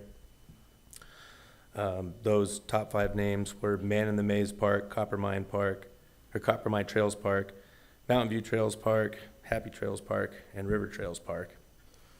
The survey was posted for 9 days, beginning on March 7th, and we received a total of 342 responses.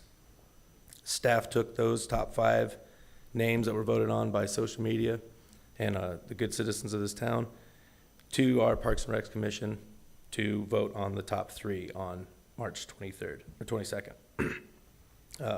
And at that meeting also, we're able to secure a recommended name for council as well. So the top recommended name, based both on the community survey and the Parks and Recs Commission, was Man in the Maze Trails Park. And during that meeting with Parks and Recs Commission, they expressed interest in wanting to know what that name meant. So I'll do my best with some of the pronunciations here, but the Man in the Maze is what's known as Itoi, I believe, Big Brother in the Tona Autumn language. He's the man that's shown at the top of this basket weave here, and is often referred to as the Man in the Maze. The symbol shown here represents the experiences and choices individuals make on the journey through life. And in the middle of the maze, a person finds their dreams and goals. When one reaches the center, the individual has a final opportunity at the last turn of the design to look back upon choices made and the path taken before the sun god greets us, blesses us, and passes us into the next world. That is kind of an amalgamation of stuff from Wikipedia and Tohono O'odham sources. So that being said, this is the list of all 11 names on the left, the social media voting top 5 in the center, and the Parks and Recs Commission top 3 on the right, in order, with proper translations into Tohono O'odham from our cultural partners. With that said, you guys can vote on any of the names tonight. We do have a recommendation from staff, and I'll go back to the list of names after deliver the recommendation. So it is the recommendation from Parks and Recs Commission and seconded by staff that mayor and council vote to approve the name of Man in the Maze Trails Park. I am not going to try to do the full pronunciation, I apologize, as the officially adopted name for this new Trails Park. But as I said, I will go back so that we can see all of the names of the parks. Well, I will open it up. Just like to begin, thank you for all the hard work. Thanks for our planning, our Parks and Rec Commission for coming up with that. I think it's interesting we were coming up with this name when we just had the previous agenda item discussion on the relationship with the Tohono Nation. It wasn't only Freeport that, I don't know the division of money that's helped, but also because of Freeport's Native American individual that's connected in with them. They have gotten the nation to also participate and put some shade structure and some signage and some plants, and we're having that earlier discussion about getting to the loop, and there's only one way to do that. So I would certainly, I am certainly in favor of the Man in the Maze. Mr. Mayor? Yes. I was looking at all of our names for our parks.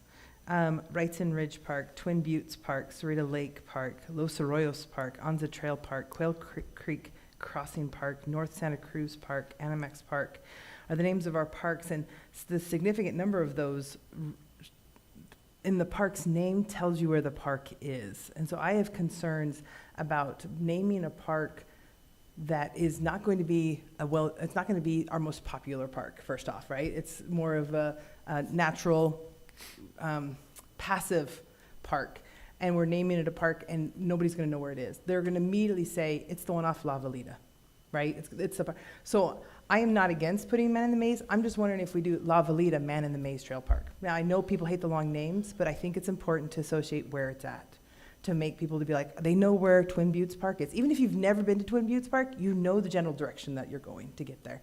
And so that's my concern with these names is there's no direction for a community to know where they're headed, so.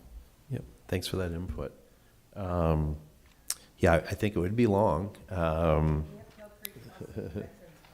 Yeah, but that one actually interesting, took about 5 meetings. I was in the audience for that one. I don't want to do that for sure. That wasn't accurate, I was there, but. Or 3 maybe.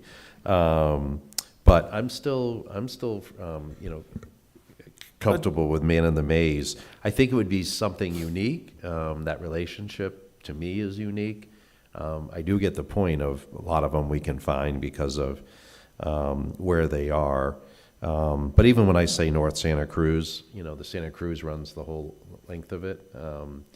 I think this will be a unique one, and will be able to be found because of that. And we're going to have a great wayfinding system and a map and a website to find out where all these connectivities are. So I'm still in favor of it as it exists. Councilmember Davis? Yeah, I'd just tie into that I believe, you know, it's a brand-new park, so nobody will know where it is initially, but I think this park has a lot of great attributes that I think will actually make it very popular. You know, you just look south of the town, the Canoa Ranch Park, how popular that's become, and this almost mirrors that. Again, everybody knows where Canola Ranch is, and it's named after that, it helps. Well, once they've come here, but, you know, this is a brand-new park, you know, nobody knows where Animax is when they move to town until they know it. So I would agree with you. I think, yeah, Man in the Maze, I think it's a great concept, and I appreciate all the work staff's done on it. Would you like to make that a motion? Sure. I move to approve and adopt Man in the Maze, and I won't say it in ton as a park name for parcel 30. You second? Any further discussion? All those in favor signify by aye. Aye. Aye. Any nay? Nay. We have 2 nays. So, aye? Aye. So we have 4 to 2. Thank you. Thank you very much. I think we have no more further business. We're adjourned, and we'll see everybody on May 9th. Enjoy the rest of April. No more meetings on Monday till May.